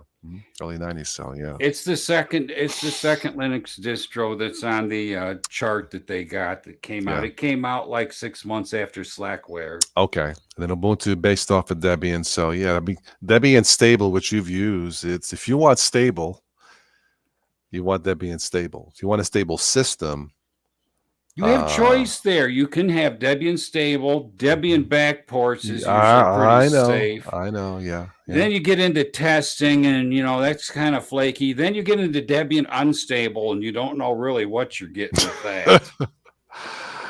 Yeah. Some people do use that, and they say it works fine. You just gotta know when you get a package that comes down and your machine blows up, what to remove and replace. Vince says Aussies do Arch, by the way. Okay, well, cheers to Arch. Count Zero used to run Slackware. Did you really in the 90s? The only Wow. Slackware I use are my pants, my workout pants. That's my Slackware. There was a joke they had about Arch. Someone posted a picture on Facebook. There was an accident. I hope the guy's okay. The guy, and maybe the picture was doctored, but the driver went through the windshield. He's bloody. He's like this. The cop is there or whatever, and he says, "Hey, by the way, I use Arch." It was hilarious. Again, the accident wasn't funny, but anyway. Aussies, look, if Arch works, like I tried Arch Base Managero years ago. I turned on the AUR, the Arch Useless Repository. That was my problem. Anyway. Yeah, Tim, Debian Base. Yeah, it's, Debian Base, especially Debian Stable, which the new Peppermint is Debian Stable, Dan, right? I believe so. Yes, it is. Can't go wrong with it. Yeah, Tim says Arch is above your pay scale. Well, apparently it was above mine too. I mean, I could have got it fixed when it broke, but I just wasn't into it. Ron wants a Debian distro called Stranglehold OS and asked Ted Nugent to endorse it. Okay. Yeah. Cat scratch fever. Yeah, right. Arch scratch fever. Arch scratch. Yeah. Scratch this. Yeah, right. For those of you joining late, if you missed any of this Linux 8 team of 2 for tonight, you can wait till we're done and replay it if you wish. I will probably sometime this weekend transcode this into a podcast. If you want to take it with you, listen to it. I'll post it on the TOS Today Patreon page. I have some supporters there, and you're welcome to download it from there. It's free. If you want to donate, you can, but you don't have to. I think Joe wants to join us, so let's get him in here. Hey, part 3 of the Linux 18. Joey, boo. Hey, Joe. How are you? How you doing? Crashing down. You're a little late, but that's okay. Welcome. I know. My wife had her banquet and awards meal, I think, tonight for the real estate. So I just got home and no problem. I was hoping you'd still be on a little bit. Yeah, I'll be on for a little bit. Yeah, we started after 9, and I had a couple cancellations, which is fine. Look, two is a team. I wasn't going to do this alone because 1 is not a team. So, but 2 or more is a team. This is a Linux 8 team. We had talked about the topic was problems and solutions, potential problems in Linux, solutions. For example, is my VLC in Linux Mint didn't work right. So I downloaded the snap package version and it works. That was my solution as an example. Right. I don't know if you have an example of a problem and a solution you had in the past with Linux, if you want to share with us. But put me on the spot. I actually, one situation that happened on Manjaro, I think I talked about it once before, was, and honestly, for me being on this, well, I think this summer, August, somewhere around there, would be maybe September, be 2 years.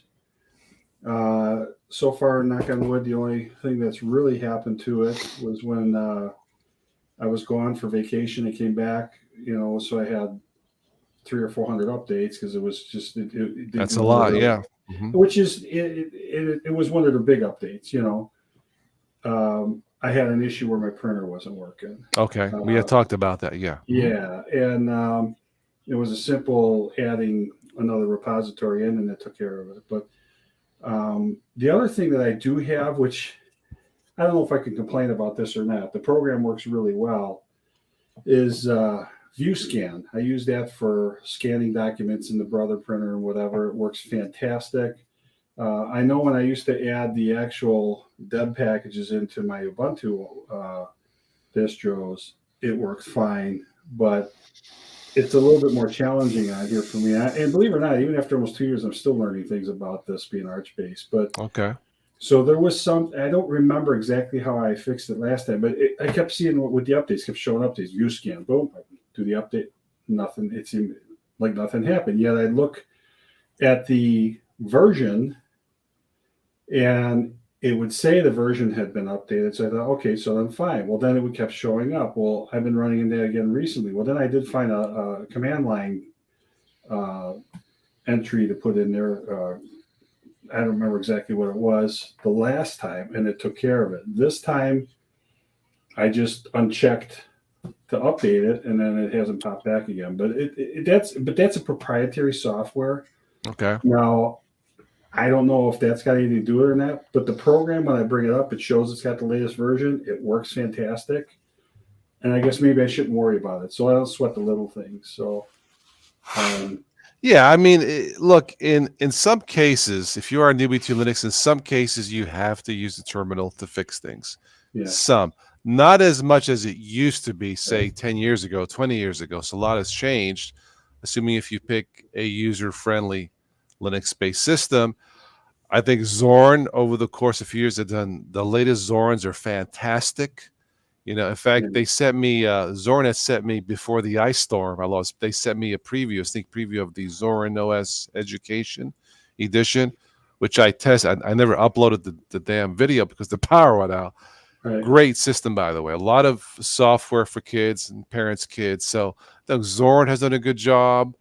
Linux Mint, even Ubuntu. I recommend anything that's stable. I wish Ubuntu had not picked the GNOME desktop for newbies, but Linux, not Linux Mint, Zorn and Pop! OS have done good with the GNOME desktop environment in general. But yeah, you generally don't have to use the terminal to fix things. Like, okay, my Ubuntu Mate with my display driver broken, I'm probably missing a terminal command or two somewhere. I don't know what it is, but I just don't feel like doing it. So I'll keep booting into advanced options and recovery mode for now, like I said before, Joe. And then when the next LTS is released, I'll do an in-place upgrade to the next LTS. Maybe that'll solve the issue. Anyway, so there you go. As far as terminal commands go, I crack a joke that my favorite terminal is the Orlando International Airport. Well, the most recent thing I did, I think you remember, my grandson and I built a computer for a friend of mine who has Parkinson's, and because of his tremors and things like that, he does things that are probably not saying an average user couldn't do this, but probably more so than most people, is controlling the clicks. And it seems like anytime I call him and see how he's doing, it's like, oh, I'm glad you called. I got a computer issue. I'm going, here, it's a brand new computer. You shouldn't be having these kind of issues. Well, he said, the only way I could shut it down is pushing the power button. I said, well, that's not good. You can't keep doing that all the time. So trying to get him to do a screen share, all this other stuff, and come to find out he deleted the menu. So, yeah. It just takes a couple of clicks. I had finally was able to walk him through it to get him to, just add the app back in. It's a applet is basically what it is. They had him add that back in, and we got him up and rolling again. And then I reluctantly had him upgrade it to 20.03 or 20.3 Mint Cinnamon, and we did it. But yet I had him set to automatic login, but then every time he comes up with the login window. Well, I don't know if there was something in one of the recent updates, because I noticed even on my Mint machine in the other room, the little workstation that I took the Ubuntu off of, it's the same thing. It'll come up now sometimes. Instead of doing an automatic login, it'll bring that up, and I just hit the enter and it'll log in. So I don't know if they changed something there or not, but I'm waiting for the next release to come out, and then I'm just going to basically wipe his drive. And was he using Arch? No, he's using Linux Mint Cinnamon. So, but what's interesting? And credit to the I got the banner up there making fun, but just a joke, having some fun. Count Zero likes it. Or it says Arch users are unstable. Just kidding. But anyway, I did contact. I went on the Mint forum, and I put a thread out there asking for any kind of I put a recommendation or help basically for people that in his situation or disabled, whatever, that maybe have issues with controlling their clicks. And I told him, I said, maybe you could slow down your mouse. Or he doesn't want to do that. I said, well, even the click and all that. Surprisingly, I don't think it was 15 minutes, half an hour, there were responses. And they're going to look into it. But at the same token, I have on, I think it's on this machine, I have in a virtual machine, Linux Mint Mate. And by default, when you right click, the remove is grayed out. So you have to, and there's a lock button, radio button. You have to click to unlock it. And my request was, could you put something in. I know it's none of these are no small tasks, even though they sound like it, but even for Cinnamon, put something in there that would basically, you could lock this down, much like numlocks. When now numlocks is included as far as a radio button in Mint Cinnamon, but you can't use it until you actually go through and do the command line install for numlock. Here we go. We go the command line. Yeah. But again, that's Mint. I mean, Joe, you're scaring my Windows. You should stop with the terminal commands already. No, just kidding. No, yeah, but the point is if you're going to have that radio button in there, then why not have the install in there? So whatever. But the point is there's a radio button in the settings you have to go to specifically turn it on and off then. So why not have something like that for these kind of features, basically for people maybe with disabilities, maybe with kids, whatever, because the next thing you could delete is the whole panel. And then that's a whole nother set of work. I haven't, you know what, by the way, if that happens to you in Linux, and at least in Ubuntu base, if you go into your terminal and type Start X, you should be able to boot back into the system. GUI, I think. Start X. Yeah, it's like with all these distros that come out with an easy install button for flat packs. You go and you hit the button to install the flat packs, and it installs the flat pack, but it doesn't install the repository, the GNOME plugin, or anything like that. So it's a partial. Yeah, Steve says numlocks are one thing, numbnuts are another. Yeah. Right. Well, and the other thing too, I did, and again, we're talking about that you put me on the spot, so all these things are coming to mind now. I don't remember exactly the circumstances behind it, but somewhere along the line, I remember having I had Cinnamon on the machine one time, and something got corrupted. It wouldn't boot up, and I actually booted up. Basically, I went into the advanced, like you said, going into Grub and the advanced settings, advanced boot up, brought the terminal up again through that avenue, and then I did basically a reinstall of Cinnamon, the Cinnamon desktop, and boom, it fixed it. Okay. So I guess the nuke and pave isn't always something that you should look at first, because to me, people need to learn this stuff. I'm trying to avoid the nuke and pave in my Ubuntu Mate with the bad display. Like I said, I got it working. It's not quote unquote fixed, but it's working.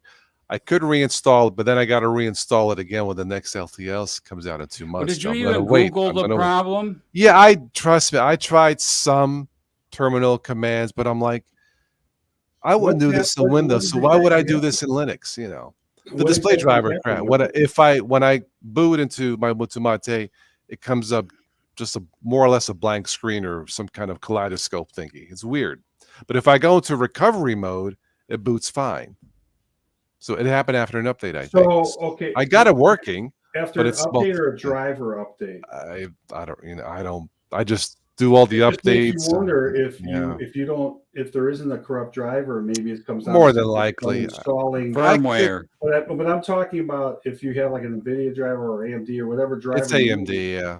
Did you put an NVIDIA driver in there? No. Well, maybe just try on installing the driver, because that might be causing a conflict. Like I said, I could eventually solve it through the terminal, but I'm like, no, I'm just going to wait to the next LTS. I'll do an in-place upgrade, a full upgrade. Stubborn. Well, I want to make it. Here's a video. I practice what I preach, folks. How he fixed his corrupt. Yeah, well, I can't tell Windows Linux is the great if you then show them all terminal commands. But that's not the point, But but seriously, I got it working, and I'm cool with it. I got Windows 10 in my other Linux. It's all good. It's just what it happened. I ran Windows. I don't think I could count on one hand how many times I ever opened up, the terminal on that. I don't use the terminal. I just don't have to use it that much. Yeah, it's not that hard to learn, but most user-friendly like your Zorans and Linux Mints and even Ubuntu, it is stable, you don't have to use the terminal. But in some case, like if I really wanted to fix my display driver, I'd have to find a command or two and use the terminal. I don't know what the commands are yet. That's the point. They went from DOS to Windows so people wouldn't have to type out big, long strings to do things. Oh, it's a simple command. Zero app, less wine. Salute. Well, I've had 3 glass. Yeah, so once again, I need to thank Tim for the small gallon glass donation of wine. Thank you, Timo. Much appreciated. I actually have snacks too, but I didn't want to be all eating food as I'm talking anyway. Vince had said we're talking about he talked about terminal lovers. That's what Italians are. Yeah. Anyway, Something like that. Yeah. So yeah, learning terminal is best done after a few wines, so you're good to go. I wouldn't remember a damn thing, but yes, that's probably not a bad idea, Anyway. Yeah. All right. Do you think I have a quick question? Do you Yeah. think once System 76 makes their switch over to They're their doing new system, do you think that you might see know. the Ubuntu base follow if they see more popularity? I guess what I'm saying is if they see users, Yeah. the popularity growing with users because of that, That's a good they're question. anticipating. Look, it appears Pop! OS developers have had enough of the GNOME desktop environment. Oh yeah, and I don't look. It's been around 11 years, and they're still working on it. How long does it take to fix it? But all jokes aside, I really don't know. Look, a properly extended or extensions installed GNOME desktop environment is fine, assuming that the extensions don't break the system. They shouldn't come to that. For example, Zorin has the perfect amount and types of extensions to make it user-friendly. Pop! OS has less. But the point is, I think Pop! OS team had enough. They wanted, I guess they're working on their own. GUI or whatever. They're building off of Rust, and they wanted to have more control, which I don't blame them, because here's the thing. You have a GNOME-based system, doesn't matter whether it's Ubuntu or whether it's their version, their spin-on or whatever. Yeah. You put all these extensions in, whether it's one or two or whether it's a dozen, and next thing you know, GNOME does some big change or update, and the extensions all get broke. I mean, look, I have Ubuntu in my external hard drive here because I still like using Ubuntu. Look, I'll recommend once again anything that's stable, even Ubuntu. I'll recommend it, even though those are my favorite. But you're right. Now I have just a few extensions on this Ubuntu here, not a lot, but it's good. But if you're a completely noob, you can't say, "Well, try this extension," and then something breaks. It's not fair to them, Well, not only that, if you think about it, most people are going to put some sort of extensions in it. Most people to make it more functional. You might not know, but most people are going to put something in there, and I'm sure that they can see the most commonly used ones. Why not just build them in there from the start and be done with it? For example, a mandatory extension should be the menu, the applications menu by category. That makes it first. Well, first you install tweaks, and then the app. I think that's a lot easier, even for me, to go by category. Now, of course, if I'm searching for a specific app, hit the Windows key and type it. Of course, I know that. But if you're brand new, how do you know what you're looking for if it's under category? So that should be mandatory. Another one is dock. Dash to dock or dock to dash, something like that. Dash to dock, yeah. I mean, you don't need like 20 extensions to make GNOME easier. Probably the most 5 for most Windows. You probably isn't, assuming they don't break the system again after the up. That's the catch. Anyway, that's where we're at. I'll tell you what I'm doing right now is I've gotten to like what Linux Mint has done so well with Cinnamon. I want to look more at Mate. Excuse me, sorry about that. I want to look more at Mate.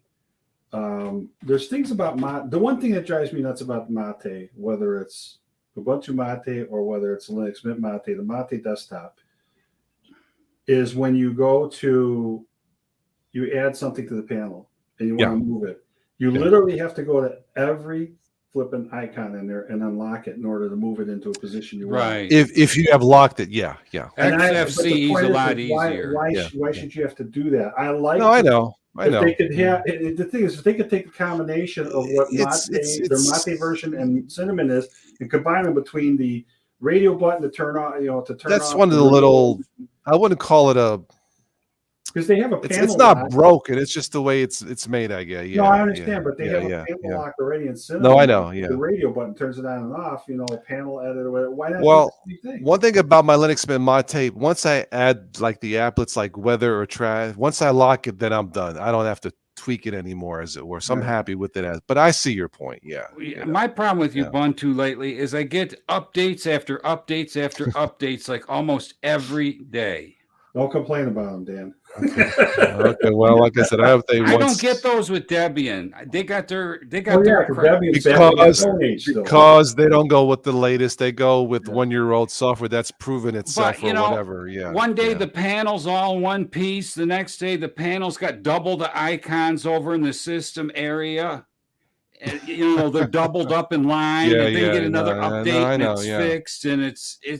You're trying to watch a Netflix show, and all of a sudden, poof! It says you have updates. Jumps right up in your face. As long as it doesn't break anything, I'm cool with the updates if it's there. As long as, like in my system, it broke, but I'm okay. I'll get it fixed. As long as it doesn't break nothing, I'm cool. Just like Windows. If there's a crap load of updates, half of them are kernel updates, and you have to do a restart to take effect. You have to pull a Windows. I know. I know. I think that's lately they've had a few point releases on the kernel, but not typically, and they don't usually get up in your face unless you. I've had 3 this week. Yeah. Okay. Anyway. All right. We've been going on almost 2 hours. How about if we give this a 10-minute warning here in the chat? If there's anybody else new that's watching, having someone count 0 from New Zealand is fantastic. If you're still on, great. So we've been doing this 2 hours. So let's give it a 10-minute warning. If there's anybody else new watching, has a question or comment, if we missed anything, and if you missed any of this, you can replay it. And again, sometime this weekend, I'll transcode this to audio. I'll put it on the Patreon Toss Today page. You can download that for free if you wish. So, Tim would rather have Linux updates over Windows updates any day. I'm cool with that because there's less rebooting. There's less rebooting. What I'm starting to say is, with the Mint version, I have 30-something computers here now, and I've got more coming. I'm setting up. You need more. Joe needs more power computer. Yeah, so what I'm starting to do, though, is I set up a Mint distro, and I've really tweaked it with some beautiful wallpapers and some software that I think people, take care of all this stuff. And then I've done cloning on some drives, but what I want to do is I haven't really done imaging, so I'm going to try to start imaging some drives that way and see how that works out. This way it'll save me time instead of having to keep redoing over and over again or just cloning and stuff. And I'm kind of excited about that because I really found some really nice, well done wallpapers that really complement that distro. And I love what they're going. I'm anxious to see what new things are coming down with the LTS in April, because even 20.3, it really has been leaps and bounds. And I know there was one time I got a little disenfranchised with them because of what they did with the cinnamon spices that time with updating their server and not telling anybody, and here thinking my system was broke. But truthfully, I think that they've done a fantastic job, and credit where credit is due. I think all developers will make any system stable, no matter what it's based on, Gentoo, Arch, Ubuntu. I have to give them, it's a lot of work, and they don't often get appreciated, as it were. So thank you.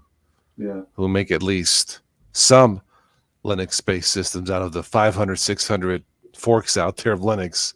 A handful are truly exceptional. So thank you. I'll be interested to see where Peppermint's going to wind up going in the future. I think that's got the quick test I did. I thought it was fine. Yeah, I didn't install it. I took it apart. I know what it is for what it is. It's actually Debian.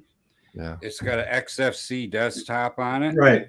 I took down the same Debian ISO. It's almost identical except for the few things like they put in it for buttons to push here, wikis and stuff like that. It's a work just getting started. I mean, when you open Nemo to look at music folders or video folders, it doesn't even give you the album art or anything like that. It just stays a folder. Speaking of unstable DTs in the house, hey, welcome. I really think they're. When you look at the source list where they get the stuff, it's all Debian. There is no Peppermint repo for source list. Actually, Peppermint can't access the distro, so they have to give out a new ISO when they have a development. Yeah, and I think this is because they don't have the money to spend for a server to have a repo. At the moment, we were talking about Debbie, and DT just came in. I remember one time some years ago, DT decided to do a live stream I believe based on Debian unstable. I'm like, oh man, you've got some major gonads, DT. Well, it crashed. Well, you know, when the Peppermint, he was able to look at the comments, but his sisters, he kept writing. He was a true professional. Wow, yeah. But I think he realized I ain't doing that again. Unstable in it. Anyway, they opened the door to unstable in Peppermint. Well, the thing about Peppermint, I think, is I understand where they were trying to go with have people put their own choice, make their own choices. But I think, like a lot of people have said, it's a little counterproductive toward new users. So I think that they'll get that straightened out.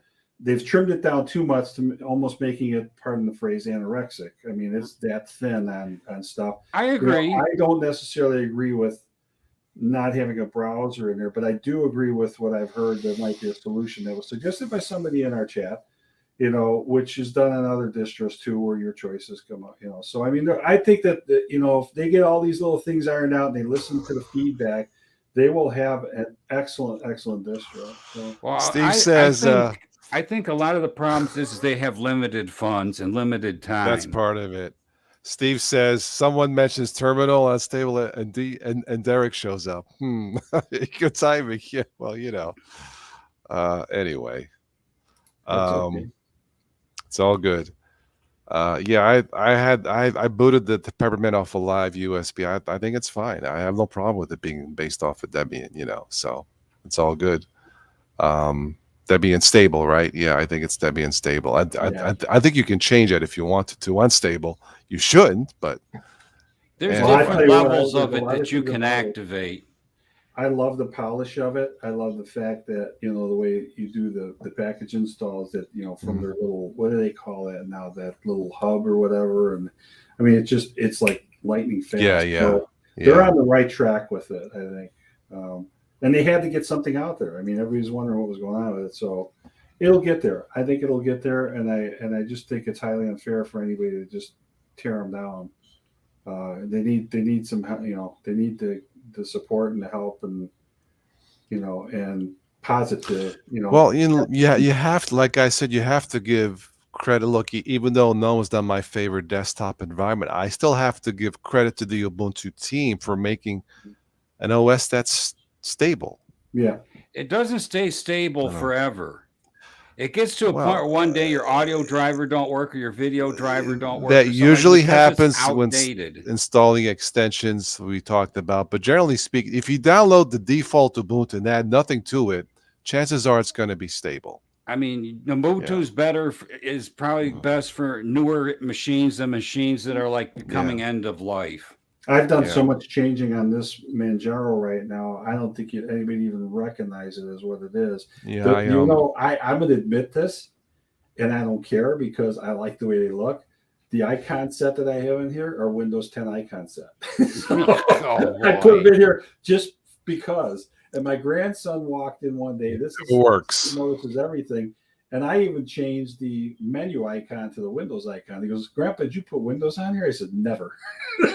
I says, I'm a faker. Look, I confess I'm doing this Linux 8 team in Windows 10. I had to do updates. I still got to update Windows 10, even though I use it less. It works, but that's why you got to update it more. You use it less. Yeah, right. Well, there you go. Yeah. But yeah, Windows 10 on this one. Of course, I got Windows 11 on the other machines. But, you know, somebody mentioned faster updates. Windows 11 does do faster updates. Not quite as fast as Linux, but it does do the updates faster. I am stunned. You know, anyway. Thank you, Microsoft, for doing it right since Windows 7. The way I understood it, the last time I read information on Windows is Windows... It not only it doesn't always get its updates from Microsoft. It may get it from another Windows machine in the neighborhood. Okay. I don't know about that. As long as it doesn't crashes. This is what they brought out when they first actually sold it to us. Is Windows updates were going to be fast. They're going to come from more local sources than coming from Microsoft, and you know, and that's the way they put it out there. And you know, I guess with all the problems with malware and stuff like that, they might have backed away from that. Yeah, I don't. If they should stop that. But yeah, I think there's some Windows 11 updates now. You can do some Android apps you can add I- to it. Some changes to the panel, like a weather widget. They're doing like Linuxy things. I think too, you which is can fine, still think you if you know. got a household Yeah. full of Windows users, if you download it to one machine, you can actually have it update all the other Okay. ones in the house as well. You must If get it awful makes it, drafty then. yeah, right. All those windows. No, I Really. just seen an article on this about a year ago. There's a tool that you can activate that will allow that.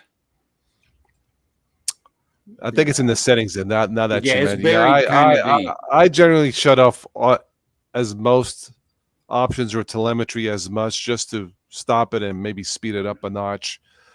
But so far, Windows 11, like I said before, I've been pleasantly surprised, and I hope it stays that way. Yeah, You but know, it's so so locked down. It's so terribly locked down. And I I hate the know, idea that I you know. bring up No, I know. the file manager and you're looking I at an know. ad banner trying to sell you stuff. That's ridiculous. Yeah, I know. Like I said, I still use Linux more than Windows, but I still like the way Windows 11 looks and operates. It's faster, definitely faster than Windows 10. I will So give you that. 11 does, yeah, even in the yeah, virtual machine, does yeah, seem pretty it's quick and stable stuff. and everything. I haven't had to fix anything in Windows 11 either. So anyway, They do have a GitHub, Joe. They do have a GitHub project by Koof Cookie. It's called Update Windows 11. This will allow you to actually install Windows 11 in VirtualBox. It's Well, I a already project. did. it sounds like a Looney Tune, You know how to do that? cartoon. Basically, what they probably did is put a script together to Uh, bypass the TPM check and to bypass the secure check. That's basically what the you whole do. You do those two project is things. about. You put those in there during the install process.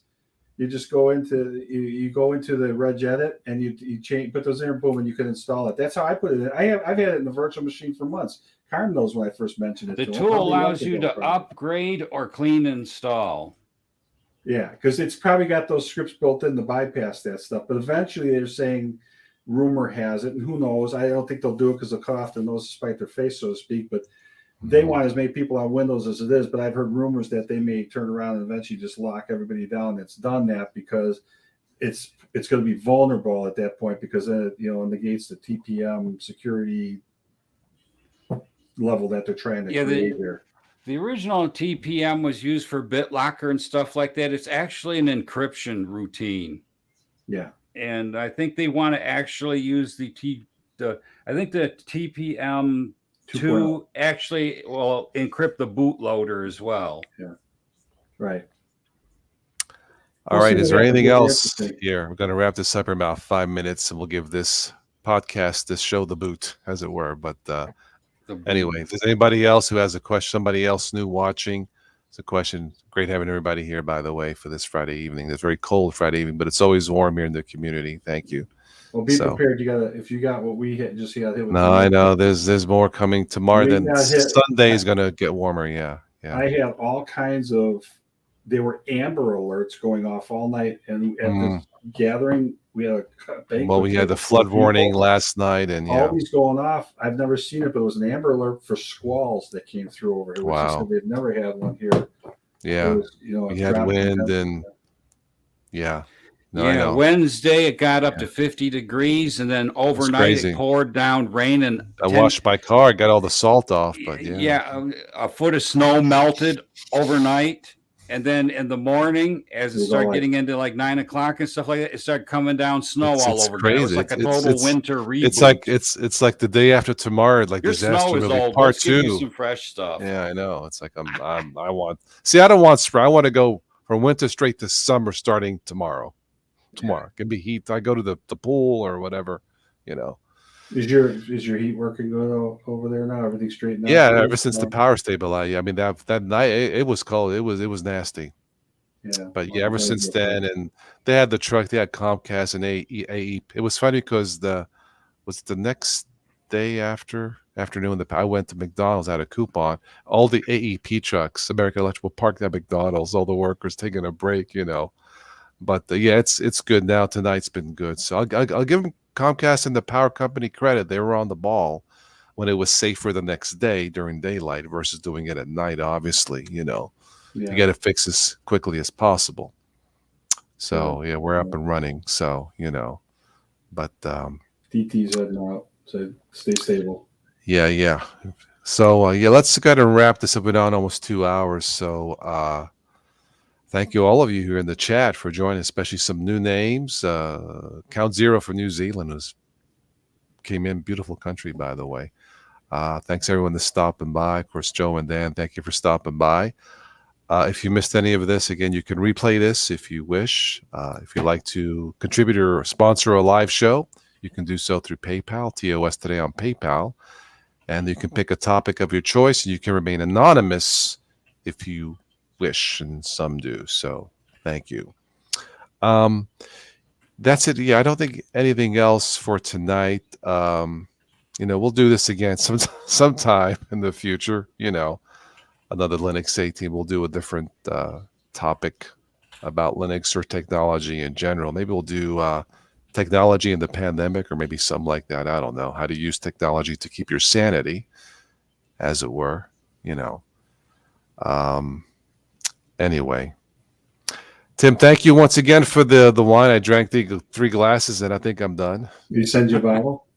Yeah, a whole just a little one, just a little bottle, a gallon. Good. I'm glad you wasn't being cheap about it. Well, actually, he sent enough for me to buy the wine, the gallon, and snacks, but I don't want to eat and do the much. He heard your furnace was out. You had to warm up somehow, right? Yeah, he did. Thank you, Tim. Thank you. Yeah, but anyway. All right, I think I got to all the people and comments. I don't think I missed anybody. If I did, I apologized. Those of you who watch this later, you can post a question or comment down below. And, if there's a question, I'll try to answer it. If not, someone does or tries to anyway. Yeah, I was talking about, Joe, when you came on, right before you came on, in my top 10 videos for Total OS, 3 are about printers. Still questions about printers. Yeah. Okay, it is what it is. Yeah, Tim is the wine supplier to Toss. Yes, I should start the Toss wine channel or something. Getting tanked with Toss. Getting tanked with Toss. There. Yeah. Welcome to the show. Don't you think the printers, though, overall, in the situation, it's gotten much better with the. Oh, there's no question. Yeah, I stated before. I have an HP and Epson, guaranteed 100% if there is such a thing to work. Guaranteed. The rest, I don't know.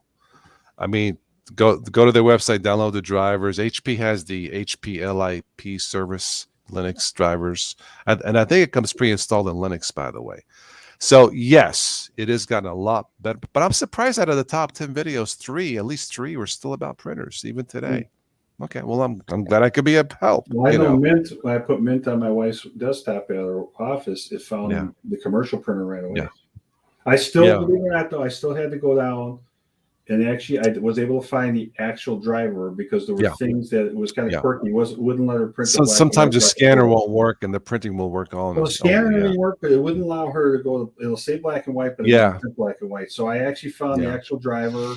Had to dig a little bit on their site and put it in there, and man, the features available on there are better than what was on. No, it's gotten easier. It's not quite. I don't think it's still as easier as Windows drivers yet. But it's gotten much better. If you go to the website of your printer, and if they offer drivers for your printer, you always start there first. You often get the software. It looks just like Windows on Linux for having printer drivers. I don't do that much printing to start with, but.